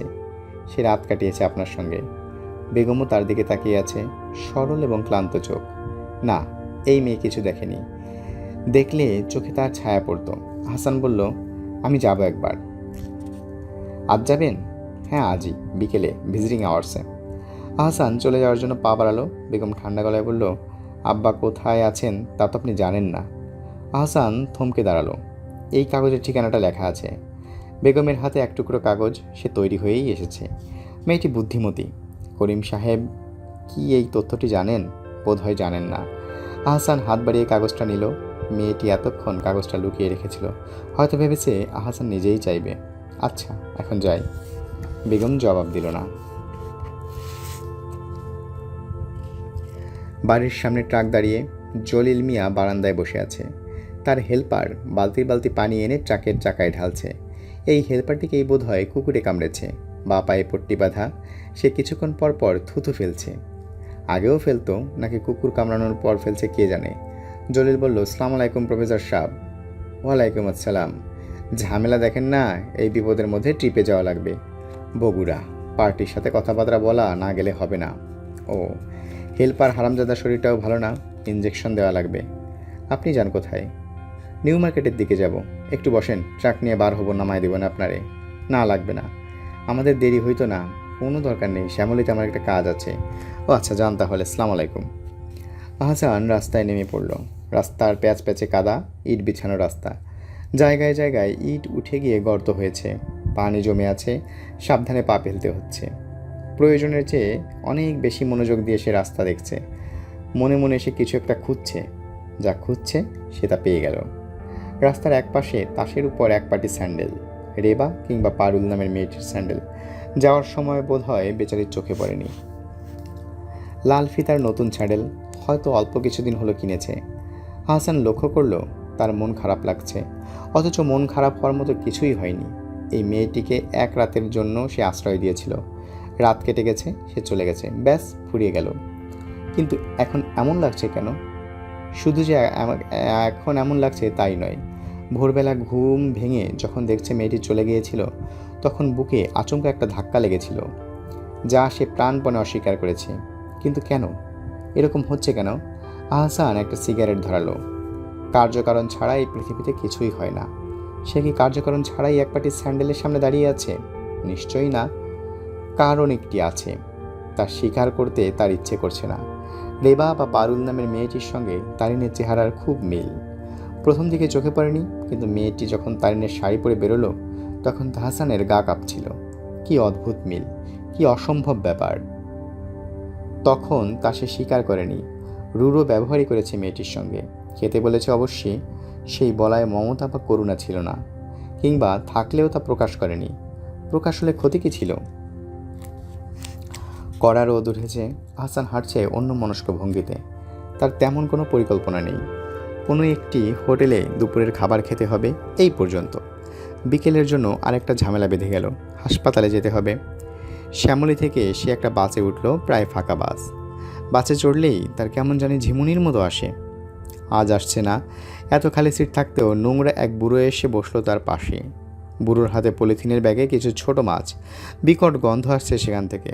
হঠাৎ করেই আহসানের মনে হলো, পলিথিনের একটা ব্যাগ থাকলে স্যান্ডেলটা নিয়ে যাওয়া যেত। কোনো দিন এই মেয়েটির সঙ্গে দেখা হলে ফিরিয়ে দেওয়া যেত। সে নিশ্চয়ই অন্য পাটিটি যত্ন করে রেখেছে। বুড়োর পলিথিনের ব্যাগ থেকে টপ করে মাছের রস পড়ছে, এক ফোঁটা পড়লো আহসানের প্যান্টে। উঠে অন্য কোথাও বসা উচিত, কিন্তু উঠতে ইচ্ছে করছে না।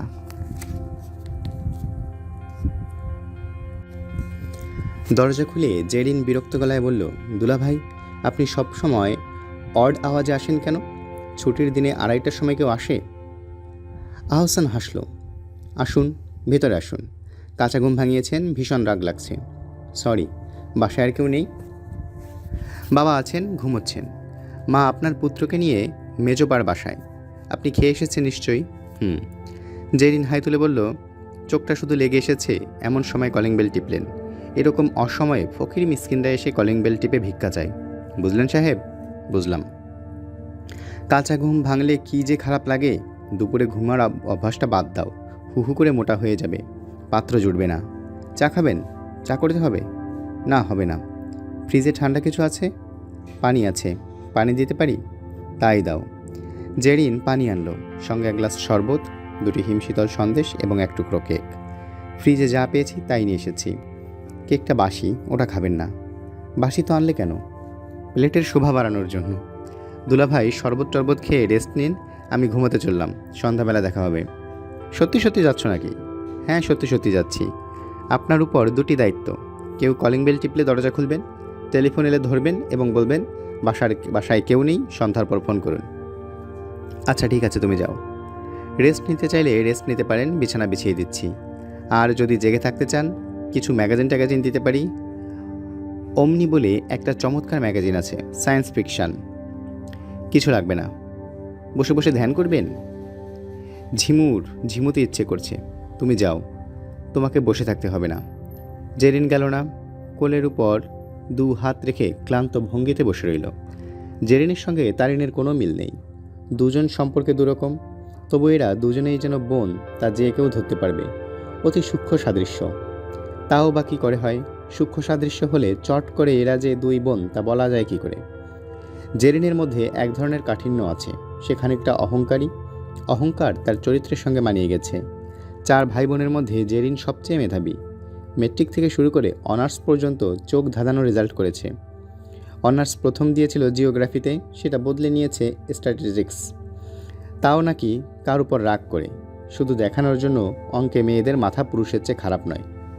তা সে দেখিয়েছে। কি ব্যাপার জেরিন, ঘুমোতে যাচ্ছ না যে? যাব, খানিকটা ভদ্রতা করে নেই। আফটার অল বড় বোনের হাজব্যান্ড অভদ্রতা করি কি করে? এ বাড়ির জামাই। জেরিন অল্প অল্প পা দোলাচ্ছে। কঠিন ও স্নিগ্ধতা মেশানো একটা মুখ দেখতে ভালো লাগে। হাসান বলল, মারুফ আছে কেমন? ভালো আছে বলেই তো মনে হয়। অবশ্য আমি ঠিক বলতে পারবো না, মা বলতে পারবেন। ওর দেখাশোনা মা করেন, আমার এত সময় নেই। পড়াশোনা? তাছাড়া আপনার পুত্র আমাকে দেখতে পারে না। ওই দিন ভুলিয়ে ভালিয়ে আমার কাছে এনে দিয়ে শুয়েছিল, মাঝরাতে একা একা বালিশ নিয়ে উঠে চলে গেছে। তাই নাকি? হ্যাঁ, আমিও ছাড়বার পাত্র না। আমি আবার হাই তুলে নিয়ে এলাম, আবার ঘুম ভেঙে একা একা চলে গেল। তুমি কি করলে? আবার নিয়ে এলে? ঠিক ধরেছেন, অন্য কেউ হলে এটা করতো না, হাল ছেড়ে দিত। আমি এত সহজে হাল ছাড়ি না। খুব ভালো গুণ। ভালো মন্দ জানি না, আমি যেরকম সেরকম। সব মানুষই আলাদা। আপা ছিল আপার মতো, আমি হয়েছে আমার মতো। ফিলোসফি করছো? ফিলোসফি টুবি না, আমি এইসব তুচ্ছ ব্যাপার নিয়ে আজকাল ভাবি। প্রেমে টেমে পড়লে মেয়েরা এইসব ভাবে। ঘটেছে সেরকম কিছু? না। সবই কি আর আপা? আহসান তাকালো তীক্ষ্ণ চোখে। জেরিন তার আপার প্রেমের প্রসঙ্গটি অত্যন্ত কঠিনভাবে মাঝে মধ্যে আনে। মনে হয় কোনো বিচিত্র কারণে এই বিষয়টি নিয়ে তারিনের উপর তার চাপা রাগ আছে। যে মেয়েটি বেঁচে নেই তার উপর এতটা রাগ এখনও থাকা খুব অন্যায়। দুলাভাই, বলো। আমার মাঝে মাঝে জানতে ইচ্ছে করে, আপনাকে আপা এতটা পছন্দ করেছিল কেন? ভালো লাগার মতো সত্যি কি কিছু আছে আপনার মধ্যে? না, নেই। আসলেই কিন্তু নেই। প্রাইভেট কলেজের মাস্টারি করেন, হ্যান ত্যান করে একটা সেকেন্ড ক্লাস পেলেই প্রাইভেট কলেজের মাস্টারি জোগাড় করা যায়। হ্যাঁ, যায়। আপনার চেহারা ভালো না, গান জানেন না, খেলাধুলা জানেন না, দরিদ্র পরিবারের ছেলে। ভুল বলছি? না। কী দিয়ে আপাকে ভুলিয়েছিলেন? কাইন্ডলি একটু বলুন শুনি। আমি প্রায় ভাবি আপনাকে জিজ্ঞেস করব। জিজ্ঞেস করা হয় না, মনে থাকে না। আহসান সিগারেট ধরালো, এক টুকরো সন্দেশ ভেঙে মুখে দিল। জেরিন নিচু গলায় বলতে লাগলো, বড় আপা এবং আমি এক খাটে ঘুমুতাম। বুঝলেন দুলা ভাই, আপনি সেই সময় বড় বড় চিঠি লিখতেন আপাকে। আমি ঘুমিয়ে পড়তেই আপা অসংখ্যবার পড়া চিঠি আবার পড়তে বসতো। বুঝতে কি করে? তুমি তো ঘুম না, ঘুমে না, ঘুমের ভান। আপা সেই সব আজে বাজে চিঠি পড়ে খুব কাঁদতো। এমন রাগ লাগতো আমার। আজে বাজে বলছো কেন? আজে বাজে বলছি কারণ ওইসব চিঠি আমি লুকিয়ে পড়েছি। নিতান্তই হালকা কথাবার্তা, বানানো সব ব্যাপার। আমি খুব নিশ্চিত ছিলাম বিয়ের পর আপা একটা শখ খাবে, দেখবে এই সব প্রেম ট্রেমের ব্যাপারগুলি সত্যি না। তোমার কি মনে হয় শখ খেয়েছিল? না, বিয়ের পর আপা আরও অন্যরকম হয়ে গেল, যেন পৃথিবীতে আপনি ছাড়া দ্বিতীয় মানুষ নেই। আমি ভীষণ আহত হয়েছিলাম। পাস্ট টেন্সে কথা বলছো, তার মানে কি এই যে এখন আহত হচ্ছ না? এখনও হচ্ছি বলে আপনাকে জিজ্ঞেস করছি, কি দিয়ে তাকে ভুলিয়েছিলেন? কিছু দিয়েই তো তাকে ভোলায়নি, সে নিজেই, নিজের গুণেই সে নিজে। আমারও তাই মনে হয়। আপা আপনাকে বিয়ে না করে যদি অন্য কাউকে বিয়ে করতো তাহলে তার এই অবস্থা হতো না। তার চিন্তা চেতনা জুড়ে থাকতো ওই লোকটি। সে কি খুব খারাপ? হ্যাঁ, খারাপ। প্রতিটা মানুষের নিজস্ব আইডেন্টিটি থাকবে। মেয়ে মানেই কি লতানো গাছ যে কাউকে না কাউকে জড়িয়ে ধরে বাঁচতে হবে? তুমি অন্তত পারবে এই সম্পর্কে আমি নিশ্চিত। ঠাট্টা করছো? না, ঠাট্টা করছি না। তুমি খুবই স্পিরিটেড মেয়ে, তোমার এই স্পিরিট দেখতে ভালো লাগে। আর আপার কোন জিনিসটা দেখতে ভালো লাগতো? আহসান উত্তর দিল না। জেরিন বলল, বলুন না শুনি। আচ্ছা ঠিক আছে, উল্টোটা বলুন। আপার কোন জিনিসটা আপনার খারাপ লাগতো? এই প্রসঙ্গ থাক, অন্য কোনো কিছু না আলাপ করি, শুনো। তোমার ঘুমের কি হলো? জেরিন জবাব দিল না। কি যেন সে ভাবছে। তার কপাল কুচকানো, মুখের ভাব চিন্তাক্লিষ্ট। গরমে নাক ঘেমেছে, সুন্দর লাগছে দেখতে। তারিনেরও নাক ঘামত। দুলাভাই, বলো। আপনার সঙ্গে আমার একটু অত্যন্ত জরুরি কথা আছে। এতক্ষণ না বললে সেগুলো জরুরি নয়। না নয়, বেশ বলো শুনি। বলছি, কিন্তু আপনি আমাকে ভুল বুঝবেন না। আমার জরুরি কথাটা বলা শেষ হওয়ার পর আগে যেভাবে আসতেন এ বাড়িতে ঠিক সেভাবেই আসবেন। আহসান হাসি মুখে বলল, বেশ নাটকীয় ওপেনিং। ব্যাপার কি বলো তো? আপনার বাবা আমার বাবাকে একটা চিঠি দিয়েছে। সেই চিঠি পড়ে বাসার সবাই খুব মন খারাপ করেছে। সবচেয়ে বেশি মন খারাপ করেছি আমি। আপনি বোধহয় জানেন না, আমি কোনো দিন কাঁদি না, কিন্তু সেই চিঠি পড়ে খুব কেঁদেছি কারণ আমার ধারণা ওই চিঠি আপনি আপনার বাবাকে দিয়ে লিখিয়েছেন। আপনার বাবা, সরি আমার বোধহয় তালই সাহেব বলা উচিত, নিজ থেকে এরকম একটা চিঠি লিখতে পারেন না। চিঠিটা দেখি। জেরিন ড্রয়ার থেকে চিঠি বের করলো, আহসানের হাতে দিয়ে ঘর থেকে বেরিয়ে গেল। আহসানের অনেক সময় লাগলো চিঠি শেষ করতে। তার বাবা কুতুবপুর এমই হাই স্কুলের অ্যাসিস্ট্যান্ট হেডমাস্টার জনাব নেসার উদ্দিন অত্যন্ত পেঁচালো অক্ষরে একটি দীর্ঘ চিঠি লিখেছেন। ইয়ারব, প্রিয় বিআই সাহেব, আসসালামু আলাইকুম। পর সমাচার এই যে দীর্ঘদিন আপনার সঙ্গে পত্র মারফত কোনো যোগাযোগ নাই। গত রমজানে আপনাকে একটা পত্র দিয়েছিলাম, সম্ভবত আপনার হস্তগত হয় নাই। যাই হোক, একটি বিশেষ আবদার নিয়ে আপনার নিকটে এই পত্র প্রেরণ করিতেছি। আবদারটি আপনার তৃতীয় কন্যা জেরিন প্রসঙ্গে। সে অত্যন্ত সুলক্ষণা, বিদ্যাবতী ও গুণবতী কন্যাটির সঙ্গে আহসানের বিবাহ কি হইতে পারে না? যদি হয়, তাহা হইলে মারুফ সম্পর্কে আমাদের সকলের সকল আশঙ্কা দূর হয়। সৎমার গৃহে শিশুদের কি অবস্থা হয় তা তো আপনার অজানা নেই। আমি নিজেও ভুক্তভোগী। মা জেরিনের সঙ্গে আহসানের বিবাহ দিতে পারিলে সব দিক নিশ্চিত হওয়া যায়। পত্র মারফত এইসব বিষয়ে আলোচনা করা সম্ভব না, বাধ্য হইয়া করিলাম, কারণ আমি বর্তমানে বাদ ব্যাধিতে শয্যাশায়ী, হাঁটা চলার সামর্থ্য নাই। আপনি এই পত্রটি বিয়ান সাহেবকে দেখাইবেন এবং তাহার সহিত পরামর্শ করিবেন। এই হচ্ছে চিঠি শুরুর প্রস্তাবনা। এরপর নানান প্রসঙ্গ আছে, তার অসুখের পূর্ণ বিবরণ আছে, কুতুবপুর এমই স্কুল নিয়ে বর্তমানে যে পলিটিক্স চলছে, এই পলিটিক্সের ফলে যে স্কুলের অস্তিত্বই বিপন্ন হওয়ার আশঙ্কা দেখা দিয়েছে তার বিশাল বিবরণ আছে। এই অবস্থায় কি করা উচিত বলে বেআই সাহেব মনে করেন, এসবও আছে। আহসান চিঠিটা খামে ভরে টেবিলের উপর রাখল। জেরিন চা নিয়ে ঢুকছে, শান্ত ভঙ্গিতে টিপট থেকে চা ঢালছে। দুলাভাই, মা ফিরছে, আমাকে বলছে আপনাকে যেন চলে যেতে না দিই। মা নামাজ পড়েই আসবে। চায়ে চিনি হয়েছে? হ্যাঁ হয়েছে। এখন আপনাকে আরেক কাপ চা খেতে হবে বাবার সঙ্গে। তিনি চা নাস্তা নিয়ে অপেক্ষা করছেন। তাহলে আর এখানে চা দিলে কেন? আপনি সিগারেট ছাড়া চা খেতে পারেন না, এই জন্য। জেরিন হাসল, হাসতে হাসতে বলল, আজ রাতে তো আপনি থাকবেন এখানে, তাই না? তেমন কোনো কথা ছিল কি? না, ছিল না, কিন্তু আমি জানতাম আজ আপনি আসবেন এবং রাতে থেকে যাবেন। আমি মাকে সকালবেলাতেই বলে রেখেছি ভালো মতো বাজার করতে।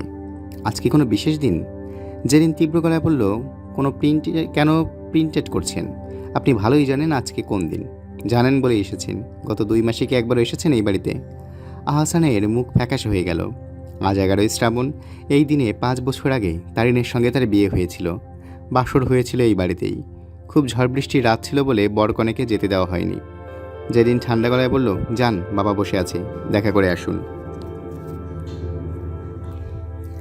আহসানের শ্বশুর ইমতিয়াজ সাহেব ঠান্ডা ধরনের মানুষ। কোনো কিছুতেই উত্তেজিত না হওয়ার সাধারণ গুণটি তিনি আয়ত্ত করেছেন।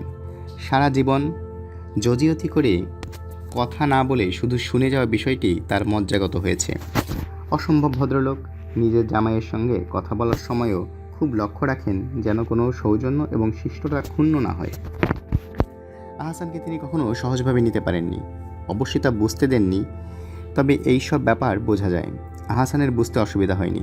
নিতান্তই অপ্রাসঙ্গিকভাবে একবার সে তারিনকে বলেও ফেলল, তোমার বাবা আমাকে সহ্য করতে পারেন না কেন বলো তো? তারিন খুবই স্বাভাবিকভাবে বলল, সবাইকে আর সবাইকে সহ্য করতে পারে? এই যে মহাত্মা গান্ধী, তাকেও তো অনেকে সহ্য করতে পারে না। মহাত্মা গান্ধী অনেক বড় ব্যাপার, এইসব তুচ্ছ ব্যাপারে তার কিছু যায় আসে না। আমি ক্ষুদ্র মানুষ, আমার খারাপ লাগে। আমারও লাগে, কিন্তু কি আর করা? না, করার কিছু নেই। মেনে নেওয়া ছাড়া কি আর কোনো পথ আছে? আহসান মেনে নিয়েছিল। এ বাড়িতে পা দিলে সে নিয়ম মাফিক কিছু সময় কাটাতো ইমতিয়াজ সাহেবের সঙ্গে। ইমতিয়াজ সাহেব ন্যাশনাল জিওগ্রাফির পাতা বন্ধ করে অতি ভদ্রস্বরে খানিকক্ষণ কথাবার্তা বলে এক সময় ইতি টানতেন। সেই ইতি টানার ব্যাপারটা রুচিসম্মত। যাও, তোমাকে আর আটকে রাখতে চাচ্ছি না। বুড়ো মানুষদের সঙ্গে বেশি সময় কাটানো ভালো নয়। এতে মনের মধ্যে বুড়ো বুড়ো ভাব ঢুকে যায়, যা মোটেও ডিজারেবল নয়। আহসান সাহেব পাশের কামরায় ঢুকল। শ্বশুরের সঙ্গে তার কথাবার্তা হলো মামুলি ধরনের। সে এদিকে তেমন আসে না কেন? ছেলেটি এখানে আছে, সে কারণে তো আসা উচিত, এবং ছেলেটি নিজের কাছে মাঝে মধ্যে রাখা উচিত। কি বলো আহসান, উচিত না? একটু বড় হোক, তারপর মাঝে মধ্যে নিয়ে রাখবো। এখন নিলে কাঁদবে। কাঁদবে কেন? বাবার কাছে কি ছেলে কাঁদে? মোটেও কাঁদে না। মোটেই কাঁদে না কথাটা ঠিক না। আহসানের শাশুড়ি মারুফাকে কোলে নিয়ে বারান্দায় আসতেই মারুফ তার বাবার দিকে তাকিয়ে কাঁদতে শুরু করলো। সে এখানে আসবে না, তোমাকে না দেখে দেখে এরকম করছে। আহসান কিছু বলল না। তার শাশুড়ি ছেলেকে তার কোলে দিতে চেষ্টা করতে লাগলো। ছেলে কিছুতেই আসবে না, হাত পা ছুঁড়ছে। আহসান খানিকটা অপ্রস্তুত বোধ করছে। সে ছেলের দিকে তাকিয়ে বলল, কিরে, ভালো? মারুফ পাথরের মতো মুখ করে রইল। আহসানের শাশুড়ি বললেন, খোকন, তোমার পেঙ্গুইনের খেলনাটা বাপিকে দেখাবে না? না, দেখাতে চাচ্ছে যে। আহসান, তুমি পেঙ্গুইনের খেলনা দেখতে চাও, তাই না? হ্যাঁ, চাই। খেলনাটা দেখার জন্য তোমার খুব লোভ হচ্ছে, তাই না? হ্যাঁ, হচ্ছে। এই জাতীয় কথাবার্তা দীর্ঘ সময় চালিয়ে যাওয়া খুবই বিরক্তিকর। শাশুড়ির মুখের দিকে তাকিয়ে আহসান চালিয়ে যাচ্ছে। মারুফের মুখের কাঠিন্য তাকে বিন্দুমাত্র কমে না। এতে আহসানের শাশুড়ি বেশ আনন্দ পান। আহসানের ধারণা, ছেলে যদি কোনোদিন তার কোলে ঝাঁপিয়ে পড়ে তাহলে মনের কষ্টে তার শাশুড়ির হার্ট অ্যাটাক হবে। আহসান বলল, এখন উঠব, আমাকে একটু হাসপাতালে যেতে হবে, একজনকে দেখতে যাওয়ার কথা। তার শাশুড়ি অবাক হয়ে বললেন, তা কি করে হয়? আজ রাতে তো তুমি এখানে থাকবে। জেরিন তোমার জন্য সকালবেলা বাজার করিয়েছে, রান্নাবান্না হচ্ছে। আমাকে যেতেই হবে, আমার চেনা একজন মানুষ অ্যাক্সিডেন্ট করেছে, হয়তো মারা যাবে। আহসানের কথাগুলো খুব বিশ্বাসযোগ্য হলো না। মনে হলো সে বানিয়ে বানিয়ে একটা অজুহাত তৈরি করছে, তাও খুব জোরালো অজুহাত নয়। তার শাশুড়ি গম্ভীর গলায় বললেন, ঠিক আছে, তুমি হাসপাতালে যাও, ভদ্রলোককে দেখে চলে আসো। সেখানে নিশ্চয়ই তোমাকে সারা রাত থাকতে হবে না? না, তা হবে না। ভদ্রলোককে? আমার বাড়িওয়ালা করিম সাহেব। অসুখটা কি? টেম্পুর সঙ্গে অ্যাক্সিডেন্ট করেছেন। ও আচ্ছা, যাও, চা খেয়ে যাও, চা ঠান্ডা হচ্ছে। ভদ্রলোক একটা চুরুট ধরিয়ে খানিকক্ষণ ইতস্তত করে বললেন, তোমার বাবার শরীর কেমন? চিঠিপত্র পাও? পাই, শরীর ভালোই সম্ভবত। আমি অবশ্য রিসেন্টলি একটা চিঠি পেয়েছি, তাতে বাতে কষ্ট পাচ্ছেন বলে জানিয়েছেন। স্কুলেও কি সব ঝামেলা হচ্ছে? আহসান অপেক্ষা করতে লাগলো কখন জেরিনের প্রসঙ্গটা আসে। মনে হচ্ছে আসবে। না এলে চিঠির প্রসঙ্গ উনি আনতেন না। কিন্তু আশ্চর্যের ব্যাপার, প্রসঙ্গ উঠল না। উনি বর্ষার কথা নিয়ে গেলেন। পরিষ্কার বোঝা যাচ্ছে উনি জেরিনের প্রসঙ্গটি এনে ব্যাপারটা এখানেই মিটিয়ে দিতে চান, কিন্তু চক্ষু লজ্জায় আনতে পারছেন না। আহসান বলল, আপনার সঙ্গে আমি একটি ব্যাপারে আলাপ করতে চাচ্ছিলাম। কোনো গুরুত্বপূর্ণ কিছু কি? না, তেমন গুরুত্বপূর্ণ কিছু না। তোমার শাশুড়িকেও ডাকি? ও বোধহয় মারুফকে দুধ খাওয়াতে গেছে। না, ওনাকে ডাকার প্রয়োজন নেই। করিম সাহেবের কথা বলছিলাম না, আমার বাড়িওয়ালা। হ্যাঁ, বলছিলেন। ভদ্রলোকের খুব ইচ্ছে আমি তার মেয়েকে বিয়ে করি। আমিও ভাবছিলাম। Good, very good. মেয়ে তোমার পছন্দ হলে অফকোর্স করবে। তোমার সারা জীবন তো এভাবে পড়ে থাকবে না, ইয়াং ম্যান। আহসানের মনে হলো তার শ্বশুরের বুক থেকে পাষাণ ভার নেমে গেছে। তিনি খুব হালকা বোধ করছেন। চট করে চমৎকার একটি মিথ্যা মাথায় আসায় ভালোই হয়েছে। এই চিঠির প্রসঙ্গ তিনি আর তুলবেন না। আমি এখন উঠি? ঘণ্টাখানেকের মধ্যে চলে আসবেন কিন্তু। খাবে এখানে? ঠিক আছে। এক কাজ করো না কেন, গাড়ি নিয়ে যাও, ড্রাইভার আছে। না, গাড়ি লাগবে না, মেডিকেল কলেজে যাব, কতক্ষণ থাকবো কিছু ঠিক নেই। আহসান উঠে দাঁড়ালো, বেশি দেরি করবে না। এদিকে রেগুলার ছিনতাই টিনতাই হচ্ছে, দেশে বাস করা মুশকিল হয়ে যাচ্ছে। না, দেরি করব না। আহসানের শ্বশুর তার সঙ্গে গেট পর্যন্ত এলেন। একবারও জিজ্ঞেস করলেন না করিম সাহেবের মেয়েটি কী পড়ে, দেখতে কেমন। এই অসম্ভব ভদ্র সংস্কৃতিবান পরিবারটির কেউই তার ব্যাপারে কোনো আগ্রহ দেখায় না, একজন ছাড়া। সেই একজন তারিন। আহসান ছোট্ট একটা নিঃশ্বাস ফেলল। ভিজিটিং আওয়ার শেষ হয়ে গেছে বলেই বোধ হয় ভিজিটরদের সংখ্যা অনেক বেশি। গিজগিজ করছে চারিদিকে ফিনাইলের কড়া গন্ধ, ওষুধের গন্ধ এবং রোগের গন্ধ। কিছুক্ষণ থাকলেই মাথা ভার হয়ে যায়, বমি বমি লাগে। তবু যদি কেউ বেশিক্ষণ থাকে তাহলে আর যেতে চায় না। এইসব গন্ধের কোনো একটিতে সম্ভবত অ্যাডিকশনের কিছু আছে, যা মানুষকে আটকে ফেলে। ভাবতে ভাবতে আহসান এলোমেলোভাবে খানিকক্ষণ করিডোর দিয়ে হাঁটল। আশ্চর্যের ব্যাপার হচ্ছে করিডোর পরিচ্ছন্ন। এত মানুষজন যাওয়া আসার মধ্যেও করিডোর পরিচ্ছন্ন আছে কীভাবে, তাও একটা রহস্য। বুড়ো মতো একজন হাতে 1 ডজন কলা নিয়ে অত্যন্ত ব্যাকুল হয়ে এ মাথা ও মাথা করছে।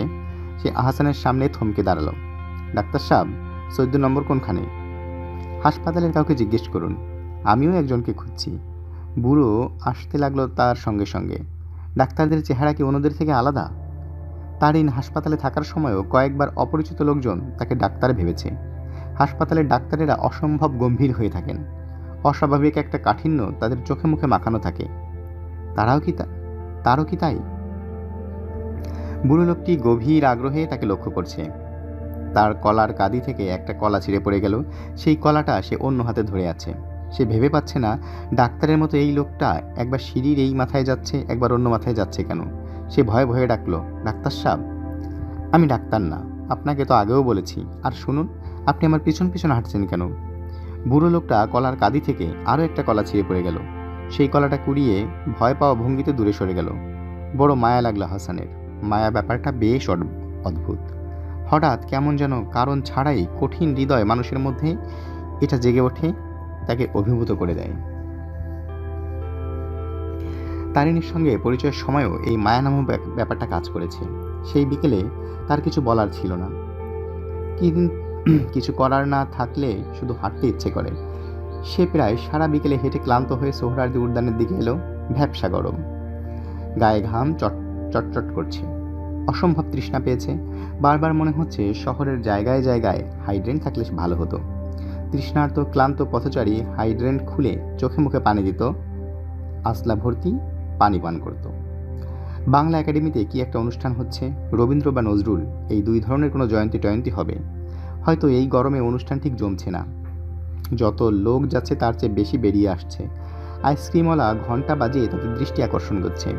রাস্তায় দাঁড়িয়ে কামড়ে কামড়ে আইসক্রিম খাবার মতো বাজে জিনিস আর কিছুই নেই।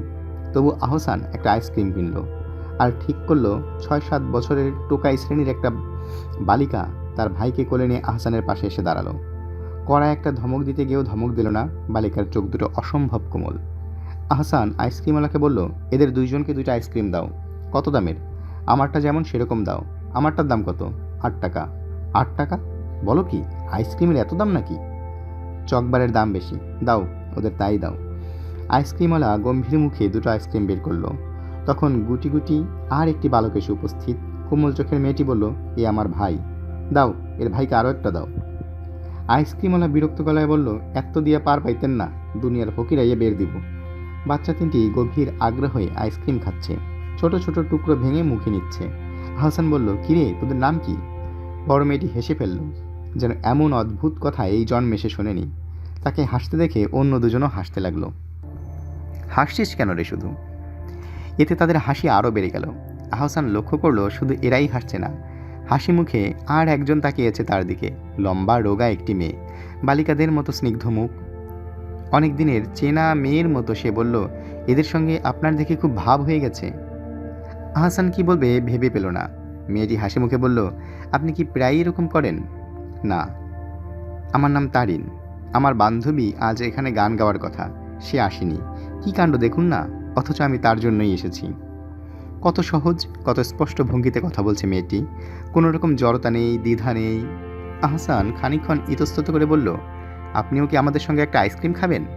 মেয়েটি হাসতে হাসতে বলল, জি না, আমার টনসিলের সমস্যা আছে, ঠান্ডা লাগালেই কথা বলা বন্ধ হয়ে যায়। পরবর্তী সময়ে আহসান যখন জিজ্ঞেস করেছে, একজন সম্পূর্ণ অচেনা একটি ছেলের সঙ্গে এতগুলো কথা তুমি ওই দিন কীভাবে বললে, তারিন ঘাড় ঝাঁকিয়ে বলছে, জানি না কিভাবে বললাম, আমার কথা বলতে ইচ্ছে করেছিল তাই বলেছি। তুমি এত আন্তরিকভাবে এই বাচ্চাগুলোর সঙ্গে কথা বলেছিলে দেখে আমার খুব মায়া লাগলো। তোমার উপর মায়ায় পড়ে গেলাম। এখন এই বুড়া লোকটার উপর মায়ায় পড়ে গেছি। কলা হাতে নিয়ে যেমন জজুথবু হয়ে দাঁড়িয়ে আছে, কেউ তাকে তেমন পাত্তা দিচ্ছে না। সে বোধ হয় পুরো ঠিকানা নিয়ে আসেনি।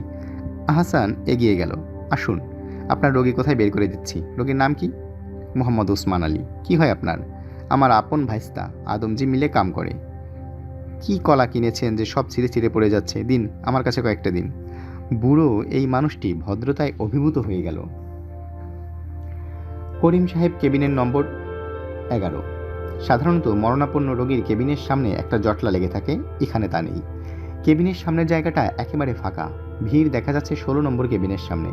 অত্যন্ত চমৎকার সব পোশাক পরা একদল মানুষ দাঁড়িয়ে আছে। তাদের মধ্যে কেউ কেউ কাঁদছে। যারা কাঁদছে তাদের মধ্যে একজন বিদেশিনীও আছে, স্কার্ট পরা বিদেশিনী, বাঙালি মেয়েদের মতোই শব্দ করে কাঁদছে। আহসান 11 নম্বর কেবিনের দরজায় টোকা দিয়ে দরজা খুলে যে মেয়েটি মাথা বের করলো সে মহল। আসেন, ভেতরে আসেন, আব্বা প্রফেসর সাহেব এসেছেন। বিছানার সাদা চাদরে ঢাকা মানুষটি নড়ে উঠল। কেমন আছেন করিম সাহেব? ভালো আছি, ভালো আছি, শুকুর আলহামদুলিল্লাহ। আহসান বড় রকমের একটা ধাক্কা খেল। বিছানায় যে পড়ে আছে সে একজন মৃত ব্যক্তি।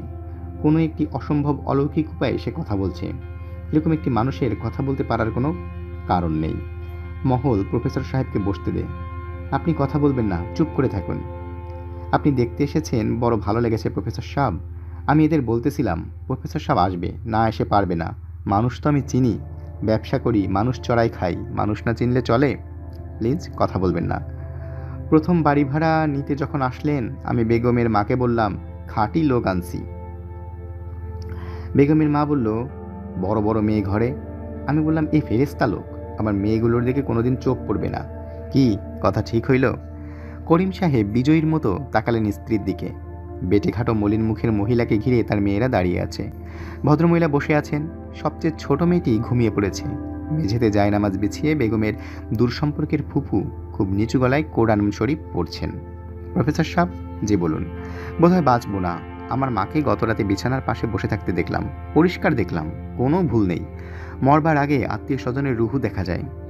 আপনি ভালো হয়ে উঠবেন। শুধু শুধু ভয় পাচ্ছেন। ভয় পাচ্ছি না প্রফেসর সাহেব। মরণের খামাখা ভয় পাবো কেন বলেন? মরণ তো আছেই, ভয় পাইতেছি অন্য জিনিসে, সেইটা আপনারে বলতে চাই। আপনি সুস্থ হয়ে উঠুন, তারপর বলবেন। জি না, এখনই বলতে হবে।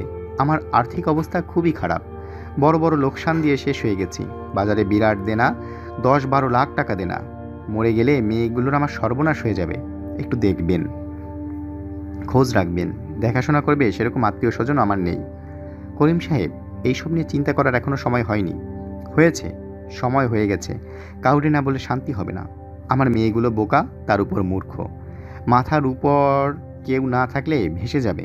আপনি শান্ত হয়ে বিশ্রাম নিন। আমার যত দূর দেখার আমি দেখব। করিম সাহেব চুপ করে গেলেন। চোখ বন্ধ করে বড় বড় নিঃশ্বাস ফেলতে লাগলেন। মনে হলো তিনি ঘুমিয়ে পড়ছেন। আরও খানিকক্ষণ অপেক্ষা করে আহসান উঠে দাঁড়ালো। লোকটার ঘুম না ভাঙিয়ে চলে যেতে হবে। প্রফেসর সাহেব, জি চলে যাচ্ছেন? ভাবলাম ঘুমিয়ে পড়ছেন। না, ঘুমাই নাই, ঘুম হয় না, তন্দ্রার মতো হয়। করিম সাহেব আবার কাশতে লাগলেন। দম নেওয়ার সময় শক্তি সঞ্চয়ের পর তার স্ত্রীর দিকে তাকিয়ে বললেন, তোমরা সব একটু বাইরে যাও, আমি একটা কথা প্রফেসর সাহেবরে বলবো। দাঁড়িয়ে আছো কেন? যাও। খুব অনিচ্ছার সঙ্গে সবাই বেরোলো। করিম সাহেব বললেন, প্রফেসর সাহেব আমার কাছে আসেন, একটা কথা বলবো। আহসান এগিয়ে গেল। আমার 3 নম্বর মেয়েটা যে আছে মহল, শুনেছি তাকে আপনি খুব স্নেহ করেন। দেখা হলে কথা টথা বলেন। মেয়েগুলো বোকা, পেটে কথা রাখতে পারে না। যা হয় সব তাদের মাকে বলে, তার মা বলে আমারে। আহসান অস্বস্তি নিয়ে অপেক্ষা করতে লাগলো। করিম সাহেবের চোখ মুখ বন্ধ, তবে তিনি কথা বলছেন বেশ পরিষ্কার গলায়। বুঝলেন প্রফেসর সাহেব, তার মার কাছ থেকে শুনলাম একদিন নাকি মহলের কাছে আচার চেয়ে খেয়েছেন। মেয়েটি তার মাকে সব বলেছে। মেয়েটার যদি আপনার পছন্দ হয়। আমার মেয়েগুলো বোকা কিন্তু ভালো, মন্দ কিছু কিন্তু এদের মধ্যে নেই। আপনার দিল থেকে কথাগুলো বললাম, দোষ হইলে মাফ করে দেবেন। আচ্ছা, এখন যান। কথা শেষ হওয়ার আগেই নার্স এবং হাসপাতালের অ্যাটেন্ডেন্টস ঢুকলো। করিম সাহেবকে অপারেশন থিয়েটারে নিয়ে যাবে। অল্প বয়স্ক ডাক্তার নার্ভাস ভঙ্গিতে দাঁড়িয়ে আছে। আহসান তাকে একপাশে নিয়ে নিচু গলায় বলল, অবস্থা কি খুব বেশি খারাপ? তাই তো মনে হচ্ছে। মাথার আঘাতটা তেমন গুরুতর না, তবে লাঞ্চে জখম আছে। অপারেশনের আগে বলা যাবে না। সারভাইলাসের সম্ভাবনা কেমন? বাঁচা মরার ব্যাপারে স্ট্যাটিস্টিক্স চলে না। আহসান নিদারুণ অস্বস্তিতে বের হলো। অপারেশনের সময় এখানে থাকা উচিত, কিন্তু থাকতে ইচ্ছে করছে না। মেয়েগুলো এমন করে কাঁদছে যে সহ্য করা মুশকিল। হাসপাতালের গেটে দেখা গেল ড্রাইভার জলিল মিয়ার সঙ্গে। তার বগুড়া না কোথায় যেন যাওয়ার কথা ছিল ট্রাক নিয়ে, বোধহয় যায়নি। বিরস মুখে পান জিবোচ্ছে। হাসানকে দেখে এগিয়ে এলো। প্রফেসর সাহেব, আসসালামু আলাইকুম। ওয়ালাইকুম আসসালাম। দেখে আসছেন? হ্যাঁ, ভালো করেছেন। আপনার কথা খুব বলতেছিল। মরবার সময় মাথায় কিছু ঢুকলে সেটা নিয়ে প্যাচাল পারে। আপনার সঙ্গে কথা বলার শখ ছিল, শখ মিটল। আপনি আপনি কি এখন বাড়ি যান? আসেন, রিক্সা করে দেই। রিক্সা করে দিতে হবে না, চলেন যাই। আপনার সঙ্গে ছোট্ট কথাও আছে প্রফেসর সাহেব। কী কথা? মনে রাগ কিন্তু নেবেন না। না, রাগ নেব না। কাল রাইতে কি আপনার ঘরে একটা মেয়ে ছেলে ছিল? সকালে দেখি গেট দিয়ে বাইর হয়। আমি আটকাইলাম, চোর কিনা কে জানে। শেষে বুঝলাম অন্য ব্যাপার। আহসান সিগারেট ধরালো। জলিল মিয়া বেশ শব্দ করে একটা নিঃশ্বাস ফেলে আবার তার বক্তব্য শুরু করলেন। করিম সাহেবের মেয়ে 3টা খুব মন খারাপ করেছে। মেয়ে 3টার মন খুব নরম, আপনাকে খুব মানে। সেই কারণে মনে হয় কষ্ট পাইতেছে। মহল মেয়েটা তো কাঁদতেছিল। আহসান কিছুই বলল না। জলিল মিয়া পানের পিক ফেলে বলল, এইসব ছোট কাজ করব আমরার মতো মানুষ, আপনি হইলেন। জলিল মিয়া কথা শেষ করল না, মাঝপথে থেমে গেল। আহসান বলল, মহল খুব কেঁদেছিল? জি। বয়স কম মেয়ে, দুনিয়ার হালচাল তো জানে না, এরা ভাবে একরকম, দুনিয়া চলে অন্যরকম। প্রফেসর সাহেব, রিক্সা নিয়ে তাড়াতাড়ি যান গিয়া, আকাশের অবস্থা খারাপ। আহসান রিক্সা নিল না, হাঁটতে শুরু করলো। আকাশে মেঘের ঘন ঘটা, ঘন ঘন বিদ্যুৎ চমকাচ্ছে। জোর বৃষ্টি হবে, হোক, পৃথিবী ভাসি নিয়ে যাক। ভিজতে ইচ্ছে করছে। কি যেন সেই গানটা, এসো এসো কর স্নান নবধারা জলে, এসো নিপবনে। জেরিন দরজা খুলল, খুশি খুশি গলায় বলল, সত্যি তাহলে এলেন? আমার মনে হচ্ছিল শেষ পর্যন্ত বোধহয় আসবেন না। বলে গিয়েছিলাম তো আসবো। তা বলে গিয়েছিলেন, পুরোপুরি বিশ্বাস করিনি। মনে হচ্ছিল পালাতে যাচ্ছেন বলে একটা অজুহাত তৈরি করেছেন। পালাতে চাইলেও সবসময় পালানো যায় না। ভালোই বলেছেন, যারা পালাতে যায় না তারাই শুধু পালাতে পারে, যেমন তারই না পা। আপনার রোগী কেমন আছে? ভালো না, বাঁচবে বলে মনে হচ্ছে না। আপনাকে তার জন্য খুব একটা ব্যথিত মনে হচ্ছে না? দুঃখিত, মনে হওয়ার কোনো কারণ নেই। প্রতিদিন অসংখ্য মানুষ মরছে। খাবার দিতে বলি, হাত মুখ ধোবেন তো? হ্যাঁ, ধোবো। জেরিন এবং আহসান খেতে বসলো। অপরিচিত একটা কাজের মেয়ে শুধু খাবার দাবার এগিয়ে দিচ্ছে। এই বাড়িতে কোনো কাজের লোকই বেশি দিন টেকে না। জেরিন লজ্জিত ভঙ্গিতে বলল, বাবা শুয়ে পড়েছে। বাবার তো সব ঘড়ি ধরা, 10:30 বাজতেই বাতি নিভিয়ে নিদ্রা। মার মাথা ধরেছে, কাজেই খাবার সাজিয়ে একমাত্র আমিই আপনার জন্য জেগে আছি। থ্যাঙ্কস।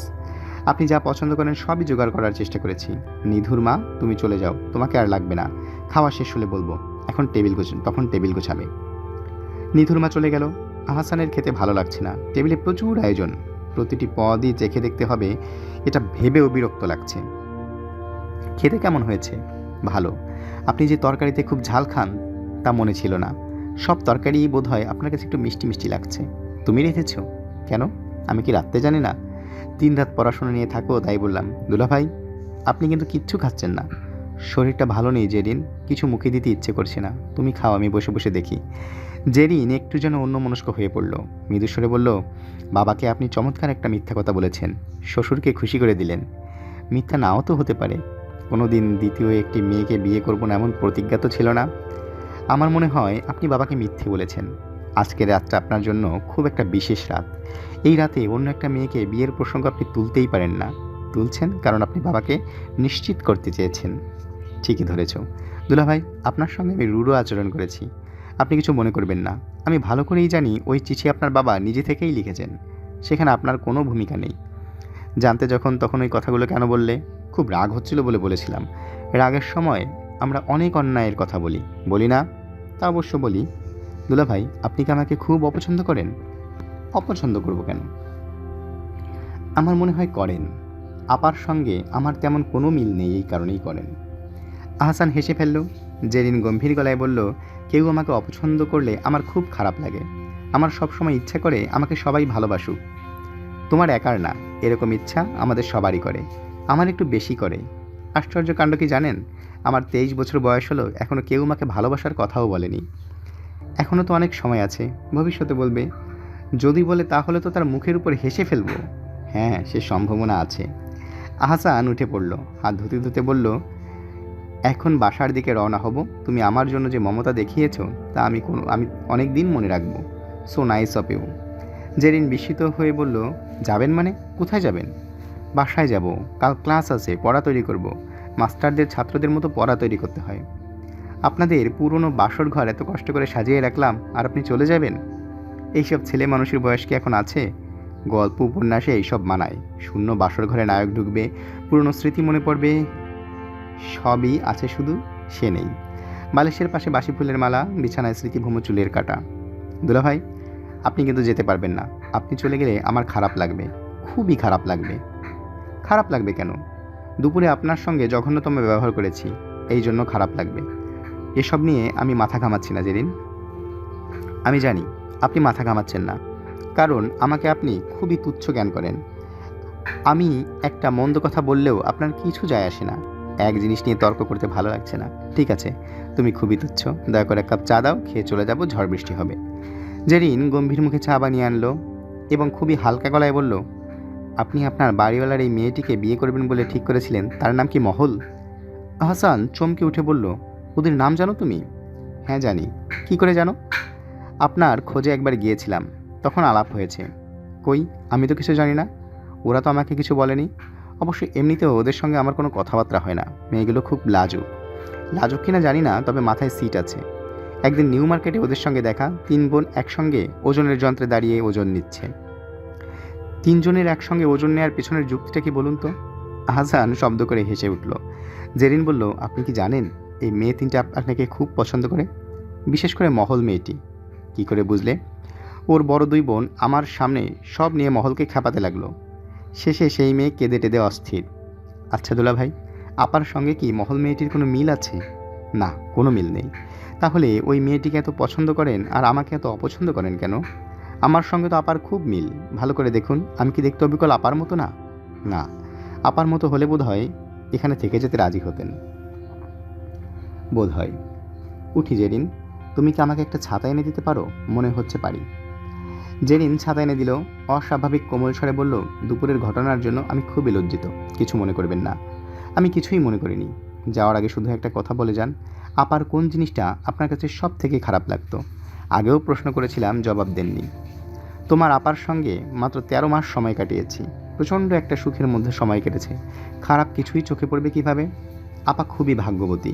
বিয়ের 13 মাসের মাথায় মরে গেল এই জন্য? হ্যাঁ, আমিও ঠিক করে রেখেছি বিয়ের 3 মাসের মাথায় বিষ খেয়ে মরে যাব। একবার তো শুনেছিলাম সারা জীবন বিয়েই করবে না। মত পাল্টেছ? না, কথার কথা বলছি, ঠাট্টা করছি। জেরিন গেট পর্যন্ত এলো, ক্লান্ত গলায় বলল, অনেকক্ষণ বকবক করেছি, কিছু মনে করবেন না। দুপুরবেলার ঘটনাটির জন্য আমি লজ্জিত। কি মুশকিল, এক কথা কবার বলবে? ঠিক আছে, আর বলবো না। জেরিন একটা দীর্ঘ নিঃশ্বাস ফেলল। কেন ফেলল আহসান বুঝতে পারল না। খুব জটিল ব্যাপার, আমরা মনে হয় সময় চট করে বুঝে ফেলি, আবার খুব সহজ জিনিসও বুঝতে পারি না। রিকশাওয়ালা রোগা, কিন্তু রিকশা চালাচ্ছে ঝড়ের বেগে। বৃষ্টি নামবার আগেই বাড়ি ফেরার ইচ্ছে, কিংবা রিকশা জমা দেওয়ার সময় পার হয়ে গেছে। আহসান বলল, রিকশা কোন জায়গা? মিরপুর। থাকো কোথায়? মিরপুর। মিরপুর 1 নম্বর। ছেলে মেয়ে আছে? কয়জন? রিকশাওয়ালা জবাব দিল না। আহসান লক্ষ্য করেছে কোনো রিকশাওয়ালাই ব্যক্তিগত প্রশ্নের জবাব দিতে আগ্রহ বোধ করে না, বরং বিরক্ত হয়। এই রিকশাওয়ালাটিও তেমন হচ্ছে। রিকশায় উঠে লম্বা আলাপ জুড়ে দেওয়ার স্বভাব আহসানের নয়, এই বদভ্যাসটি তারিনের। অচেনা অজানা যে কোনো মানুষের সঙ্গে আলাপ জুড়ে দেবে। একদিন আহসান বলেই বসল, কি বিশ্রী স্বভাব, অচেনা একজন মানুষের সঙ্গে কি আলাপ শুরু করলে? এটা খুবই বদভ্যাস। তারিন হাসতে হাসতে বলছে, বদভ্যাসটা ছিল বলেই তোমার সঙ্গে পরিচয় হলো, নয়তো তোমার সঙ্গে পরিচয় হতো না। কি ঠিক বলছি না? তাই বলে রিকশাওয়ালাদের সঙ্গে আলাপ জুড়বে? আলাপ কোথায়? 2-একটা কথা জিজ্ঞেস করে তো ঝামেলার সৃষ্টি করো। না হয় হলোই খানিকটা ঝামেলা। খানিকটা না, মাঝে মাঝে বেশ বড় রকমের ঝামেলা হয়। একজন বলে বসলো তার মেয়ের বিয়ে, সব কিছু জোগাড় হয়েছে, শুধু জামাইয়ের জন্য পাঞ্জাবি জোগাড় হয়নি। এখন যদি পাঞ্জাবিটার দাম দেন, সবটা দিতে হবে না, 30 টাকা তার কাছে আছে। তারিন বলল, আর কত টাকা হলে পাঞ্জাবি হয়?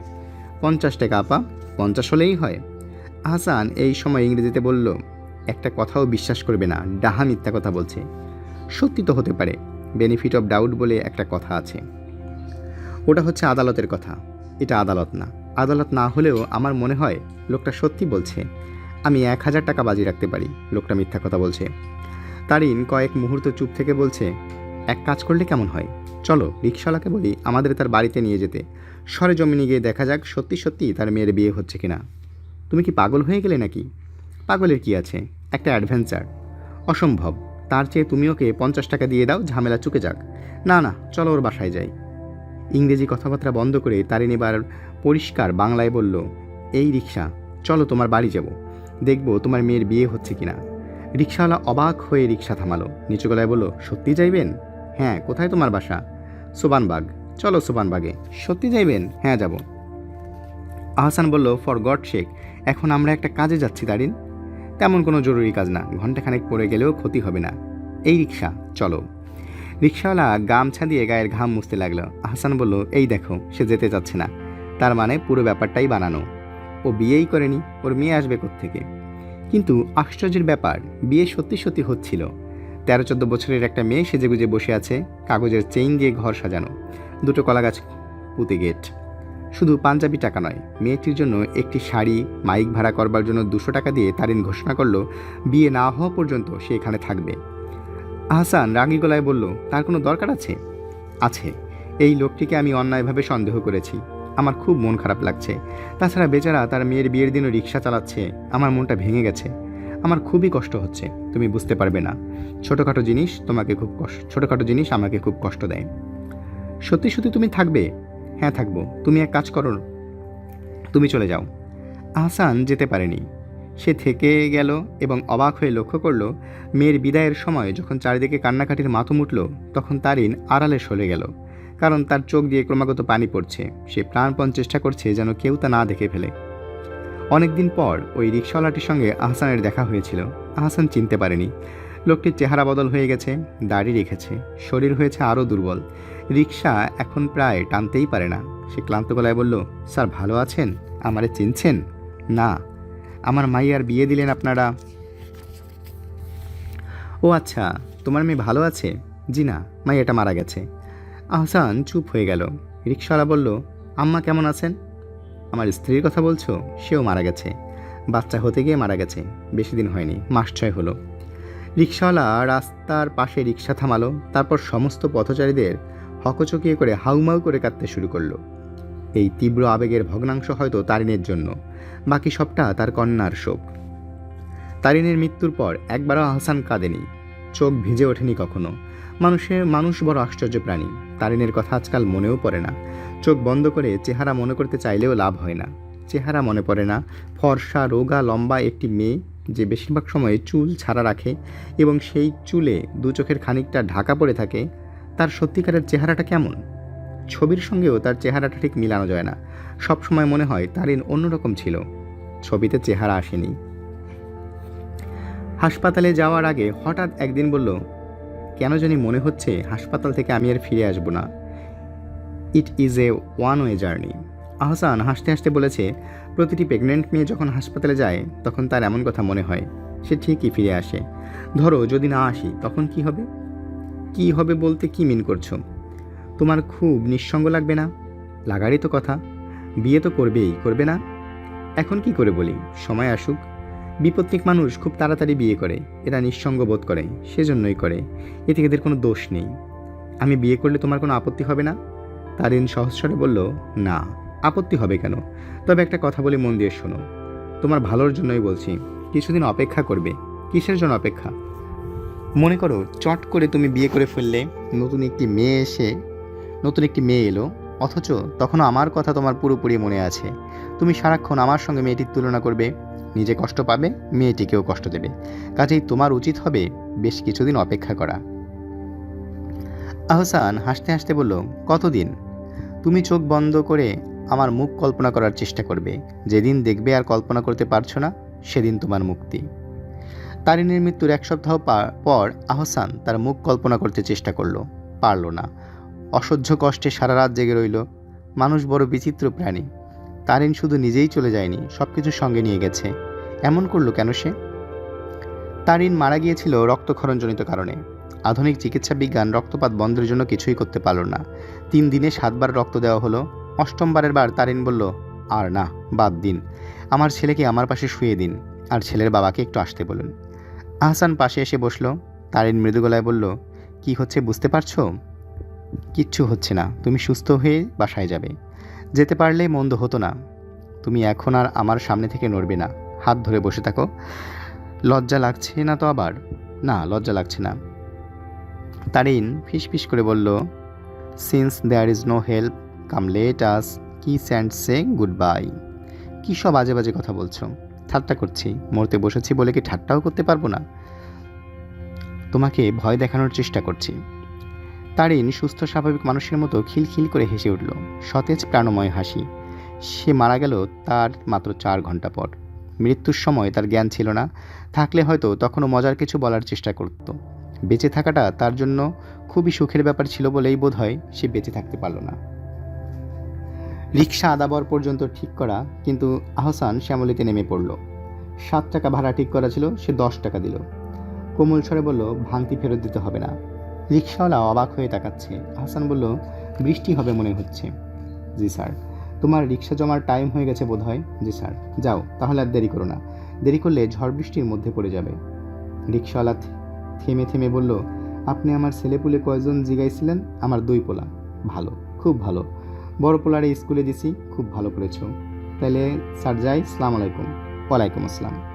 রিকশাওয়ালা চলে যেতেই আহসানের ইচ্ছা করলো রেবা বা পারুল নামের ওই মেয়েটিকে খুঁজে বের করতে, যে মেয়েটিকে দেখতে তারিনের মতো। তাকে কিছু টাকা পয়সা দিতে ইচ্ছে করছে। আজকের রাতে সে যেন নিজের ঘরে গিয়ে আরাম করে ঘুমোতে পারে। আজ যেন কেউ তাকে বিরক্ত না করে। হয়তো এই মেয়েটির ঘরে পঙ্গু স্বামী আছে, শিশুপুত্র আছে। আজ রাতটি সে তার স্বামীর পাশে শুয়ে থাকুক, একটা হাত রাখুক স্বামীর গায়ে। আহসান এগিয়ে গেল সিগারেটের দোকানের দিকে। এরা গম্ভীর রাত পর্যন্ত ছোট ছোট দোকান সাজিয়ে বসে থাকে। নিশিকন্যাদের খবর এরাই সবচেয়ে ভালো জানবে। একটা রোগা মতো ফর্সা মেয়ে, বাজে টাইপের মেয়ে এদিকেই থাকে। তুমি দেখেছো তাকে? রেবা কিংবা পারুল নাম? দোকানদার রাগী চোখে তাকিয়ে রইল। আহসান বলল, তুমি তাকে দেখোনি কোনো দিন? দেখেছি, দেখবো না কেন? আল্লাহ চৌক দিছে দেখনের লাগি। আজ দেখেছো? না। তাই বাস স্ট্যান্ডের কাছে গিয়ে দেখেন, রাত বেশি হইলে ওইখানে দাঁড়াইয়া কাস্টমার খুঁজে। রেবা বা পারুল নামের মেয়েটিকে পাওয়া গেল। পুরোপুরি নির্জন জায়গায় দাঁড়িয়ে আছে। আজ তার হাতে চটের একটা ব্যাগ। আহসানকে দেখে সে একটুও চমকালো না বা অবাকও হলো না। বিস্মিত হওয়ার ক্ষমতা সম্ভবত এই জাতীয় মেয়েদের নষ্ট হয়ে যায়। পৃথিবীর কোনো কিছুতেই তাদের আর অভিভূত করতে পারে না। কেমন আছো পারুল? মেয়েটি জবাব দিল না, চোখ বড় বড় করে তাকালো। অন্য স্যান্ডেলটি খুঁজে পেয়েছিলে? না। এসো আমার সঙ্গে, আমি দেখেছি কোথায় আছে। পারুল নিঃশব্দে এগিয়ে এলো। তোমার হাতে ব্যাগ কেন? ব্যাগে কি আছে? সদাই। ওই দিন কিছু না বলে চলে গেলে। আমি তোমাকে কিছু টাকা দিতে চেয়েছিলাম। খামাখা টাকা দিবেন কেন? খামাখা নয়, কারণ আছে। আহসান আশা করেছিল মেয়েটি বলবে কি কারণ, কিন্তু সে বলল না। নিঃশব্দে পেছন পেছন আসতে লাগলো। ওই যে দেখো তোমার স্যান্ডেল। মেয়েটি গভীর মমতায় স্যান্ডেলটি তুলল। আহসান অন্য মনস্ক ভঙ্গিতে বলল, তুমি কি এখানে ফুলের গন্ধ পাচ্ছ? এই জায়গাটায় একটা অদ্ভুত ব্যাপার আছে। মাঝে মাঝে ফুলের গন্ধ পাওয়া যায়, অথচ আশেপাশে ফুলের গাছ নেই। ফুলের গন্ধ না, আগরবাতির গন্ধ। আগরবাতির গন্ধ? পীর সাহেব একটা মাজার আছে দোকানের পিছনে, এর আগরবাতি জ্বালায়। ও আচ্ছা, হ্যাঁ তাই। এখন মনে হচ্ছে আগরবাতিরই গন্ধ। এই জিনিসটি নিয়ে আমি অনেক দিন ভেবেছি, বুঝলে, কারণটা বের করতে পারিনি। মেয়েটি হাসছে, সরল সহজ হাসি। পৃথিবীর কোনো মালিন্য নেই এই হাসিকে স্পর্শ করেনি। পারুল, জি। এসো আমার সঙ্গে। মেয়েটি ছোট ছোট পা ফেলতে লাগলো। আহসান বলল, তোমার যখন টাকা পয়সার দরকার হবে আমার কাছে আসবে, কিন্তু রাস্তায় দাঁড়িয়ে থাকবে না। আমার স্ত্রীর চেহারার সঙ্গে তোমার খুব মিল আছে, এই জন্যই কথা বলছি। কতদিন আপনি আর আমারে টাকা দিবেন? আমার 2টা মাইয়া আছে, না খাইয়ে সারাদিন বসে থাকে। দুইটারে খুব খারাপ জায়গা, দুনিয়াটা খুব খারাপ জায়গা ভাইজান। হ্যাঁ, খুবই খারাপ। The winter of discontent. Parul দাঁড়িয়ে পড়ল, শান্ত স্বরে বলল, আপনার কাছ থেকে আর টাকা নিতাম না। কেন? ঝড় বৃষ্টি আসতেছে, ঘরে যাবো। হেঁটে হেঁটে যাবে? জি। চলো তোমাকে খানিকটা এগিয়ে দিই। না, আপনি ঘরে যান। মেয়েটি ঘুরে দাঁড়ালো, পরক্ষণেই দ্রুত পা ফেলতে লাগলো। বাতাস বইতে শুরু করেছে, শিগগিরই বৃষ্টি নামবে। মেয়েটি কি পারবে বৃষ্টির আগে বাড়ি ফিরে যেতে? হয়তো পারবে, হয়তো পারবে না। করিম সাহেবের বাড়ির সবগুলো আলো জ্বলছে, কান্নার আওয়াজ শোনা যাচ্ছে দূর থেকে। আজ এদের খুব দুঃখের রাত। হাসান নিঃশব্দে সিঁড়ি বেয়ে উপরে উঠে গেল। বারান্দায় জলিল মিয়া ও তার হেল্পার উবু হয়ে বসেছিল। তারা তাকালো, কিন্তু কিছু বলল না। ঝড় বৃষ্টি শুরু হলো রাত 12টার দিকে। ইলেকট্রিসিটি চলে গিয়েছে, চারিদিকে নিকষ অন্ধকার। আহসান মোমবাতি জ্বালিয়েছে। বাতাসের ঝাপটায় মোমবাতি নিভু নিভু হলে আবার জ্বলছে। বৃষ্টির শব্দের সঙ্গে কান্নার শব্দ মিলে কি যে এক অদ্ভুত শোনাচ্ছে। এই রাত্রির সঙ্গে তার বিয়ের রাতের অদ্ভুত মিল। বিয়ের রাতেও ঠিক এই ব্যাপার। তাদের বাসর দোতলায় হঠাৎ করে ঠিক করা। ফুল টুল কিছুই জোগাড় হয়নি। পুরনো আমলের বিশাল পালঙ্কে বড় বড় ফুল আঁকা একটা চাদর শুধু বিছিয়ে দেওয়া হয়েছে। জানালার একটা কাঁচ ভাঙা, কাঁচের ভিতর দিয়ে বারবার পানির ঝাপটা আসছে। ইলেকট্রিসিটি নেই, 2টো মোমবাতি জ্বালানো হয়েছে। অনেক রাতে হাতে একটা হারিকেন নিয়ে তারিন ঢুকলো। হাসান বলল, বাসর রাতে হারিকেন? ভারী কুৎসিত ব্যাপার, ওটা বাইরে রেখে এসো। তারপর অন্ধকারে ভূতের ভয়ে কাঁপি। হারিকেন থাকবে? ইস, পালঙ্ক তো ভিজে জবজবে। এসো না, ধরাধরি করে পালঙ্কটা সরাই। দুজনে বহু ঠেলাঠেলি করেও সেই গন্ধমাদন পর্বত এক চুলো নড়াতে পারল না। তারিন বলল, নিচ থেকে 2-1জনকে ডেকে আনবো। আহসান বলল, থাক, ডাকতে হবে না। তারিন খুব খুশি, হাসি মুখে বলল, গল্প করেই রাতটা কাটিয়ে দেই। কি বলো? বলো তুমি একটা গল্প। তারপর আমি বলবো। এইভাবে চলবে সারা রাত, নাকি আমি শুরু করব? এক ছিল টোনা আর এক ছিল টুনি। টোনা কহিল, টুনি পিঠা তৈরি করো। তারিন গল্প বলছে আর হাসতে হাসতে তার চোখে পানি চলে আসছে। আহসান বলল, বাসর রাতে এত হাসতে নেই কেন? হাসতে নেই কেন? বাসর রাতে হাসা কি অলক্ষণ? বলেছে তোমাকে। সত্যি অলক্ষণ। বেহুলা বাসর রাতে খুব হাসাহাসি করেছিল, তার ফলে লক্ষিন্দর বেচারার কি অবস্থা হলো দেখলা না? সত্যি বেহুলা হাসাহাসি করছিল নাকি তুমি বানিয়ে বানিয়ে বলছো? সত্যি হাসছিল। বেশ, তাহলে আর হাসবো না। তারিন চুপ করে গেল। আর ঠিক তখনই নিচ থেকে কান্নার শব্দ ভেসে আসলো, মেয়েলি গলার কান্না। আহসান চমকে উঠল। কে কাঁদছে? আমার দাদি। ওনার মাথার ঠিক নেই, রাত বিরেতে উনি এরকম কাঁদেন। বলো কি? সব সময় না, মাঝে মাঝে কাঁদেন। সারা রাতে কি কাঁদবেন? হ্যাঁ কাঁদবেন, বুড়ো মানুষদের ওরকমই কষ্ট। বলতে বলতে তারিনের চোখে পানি চলে এলো। আহসান বলল, বাসর রাতে কাঁদতে নেই, কাদাও অলক্ষণ। তারিন আঁচলে চোখ মুছে সঙ্গে সঙ্গে হাসল। ওই রাতের সঙ্গে আজকের রাতের কি অদ্ভুত মিল। আজও ঝড় বৃষ্টি হচ্ছে, নিচ থেকে কান্নার শব্দ আসছে, মোমবাতির আলো জ্বলছে। এবং আশ্চর্যের ব্যাপার, এই ঘরেও জানালার একটা কাঁচ ভাঙা, প্রচুর বৃষ্টির পানি ঢুকেছে। আহসান চোখ বন্ধ করে তারিনের মুখ মনে করার চেষ্টা পারল না। সিঁড়িতে পায়ের শব্দ, ছোট ছোট পা ফেলে কে যেন আসছে। কে হতে পারে? থমকে দাঁড়ালো দরজার পাশে। আহসান বলল, কে? কেউ জবাব দিল না। সে উঠে এসে দরজা খুলল। মহল হারিকেন হাতে দাঁড়িয়ে আছে। তার এক হাতে একটা থালায় কয়েকটা মিষ্টি। সেই মিষ্টির থালাটা নিঃশব্দে হাসানের সামনে নামিয়ে রাখলো। মৃদুস্বরে ফিসফিস করে বলল, আব্বাজানের অপারেশন খুব ভালো হয়েছে। ডাক্তারেরা বলেছে ভয়ের আর কিছু নেই। মিলাদের মিষ্টি, একটু খান। আহসান অবাক হয়ে বললেন, এ তো বিরাট আনন্দের খবর। সবাই কাঁদছে কেন? খুশিতে কাঁদতেছে, খুশির কান্না। মহল, তুমি বসো, একটু বসো। আমি নিজেও অসম্ভব খুশি হয়েছি। বসো তুমি, একটু বসো। মহল অবাক হয়ে তাকাচ্ছে, যেন আহসানের কথা ঠিক বুঝে উঠতে পারছে না। সে ভয়ে ভয়ে চেয়ারে বসলো। আহসান সহজ স্বরে বলল, তোমাকে আমি খুব একটা জরুরি কথা বলতে চাই মহল। আজ না বললেও চলতো, কিন্তু আজই বলতে চাই। কথাটা বলার জন্য আজ রাতের মতো চমৎকার একটা রাত আর কখনোই আসবে না। কথাটা হচ্ছে... আহসান একটু থামলো। মহল চোখ বড় বড় করে তাকিয়ে আছে। তার চোখে শঙ্কার ছায়া। তার হাতের হারিকেন কাঁপছে। বিচিত্র সব নকশা তৈরি হচ্ছে দেয়ালে। আহসান শান্ত স্বরে বলল, তোমার বাবা যখন সুস্থ হয়ে বাসায় আসবেন, তখন তাকে আমি একটা অনুরোধ করতে চাই। তাকে আমি বলতে চাই যে আপনার 3 নম্বর মেয়েটিকে আমি বিয়ে করতে চাই। যদি আপনি রাজি হন তাহলে আমার আনন্দের সীমা থাকবে না। মহল এক দৃষ্টিতে তাকিয়ে আছে, চোখে পলক পর্যন্ত পড়ছে না।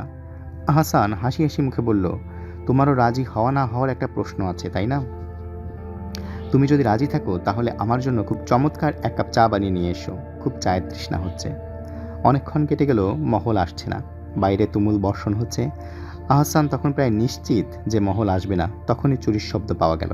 চায়ের কাপ হাতে মহল ঢুকলো মাথা নিচু করে। সে এর মধ্যে কাপড় বদলে সুন্দর একটা শাড়ি পরেছে, চুল বেঁধে চোখে কাজল দিয়েছে, হাত ভর্তি লাল কাচের ছুরি। আহসান হাসি মুখে বলল, মহল, তোমাকে ভারী সুন্দর লাগছে। মহলের মাথা আরও নিচু হয়ে গেল। দরজার ওপাশে চাপা হাসি, চুরির শব্দ। আহসান বাইরে উকি দিল। দরজার দুপাশে বড় 2 বোন দাঁড়িয়ে আছে। ওরাও অবিকল মহলের মতো শাড়ি পরেছে, চোখে কাজল দিয়েছে, চুল বেঁধেছে, সবার হাত ভর্তি লাল চুড়ি। আহসান উকি দিতেই ওরা শব্দ করে ছুটে পালালো। মহল মাথা নিচু করে আছে, কি ভাবছে মনে মনে কে জানে। মহল, জি, একটা গল্প বলো। মহল বিস্মিত হয়ে তাকাচ্ছে। গল্প জানো না? মহল তার উত্তর দিল না, মুখ ঘুরিয়ে দেয়ালের দিকে তাকালো। সেখানে তারিনের ছবি। সে যেন হাসি হাসি মুখে দেখছে এদের দুজনকে। মহল, জি। এই লাইনটার মানে যেন, since there is no help come let us kiss and part. Mahal উত্তর দিল না। আহসান কোমল গলায় বলল, ওই লাইনটার মানে তোমার জানার প্রয়োজন নেই।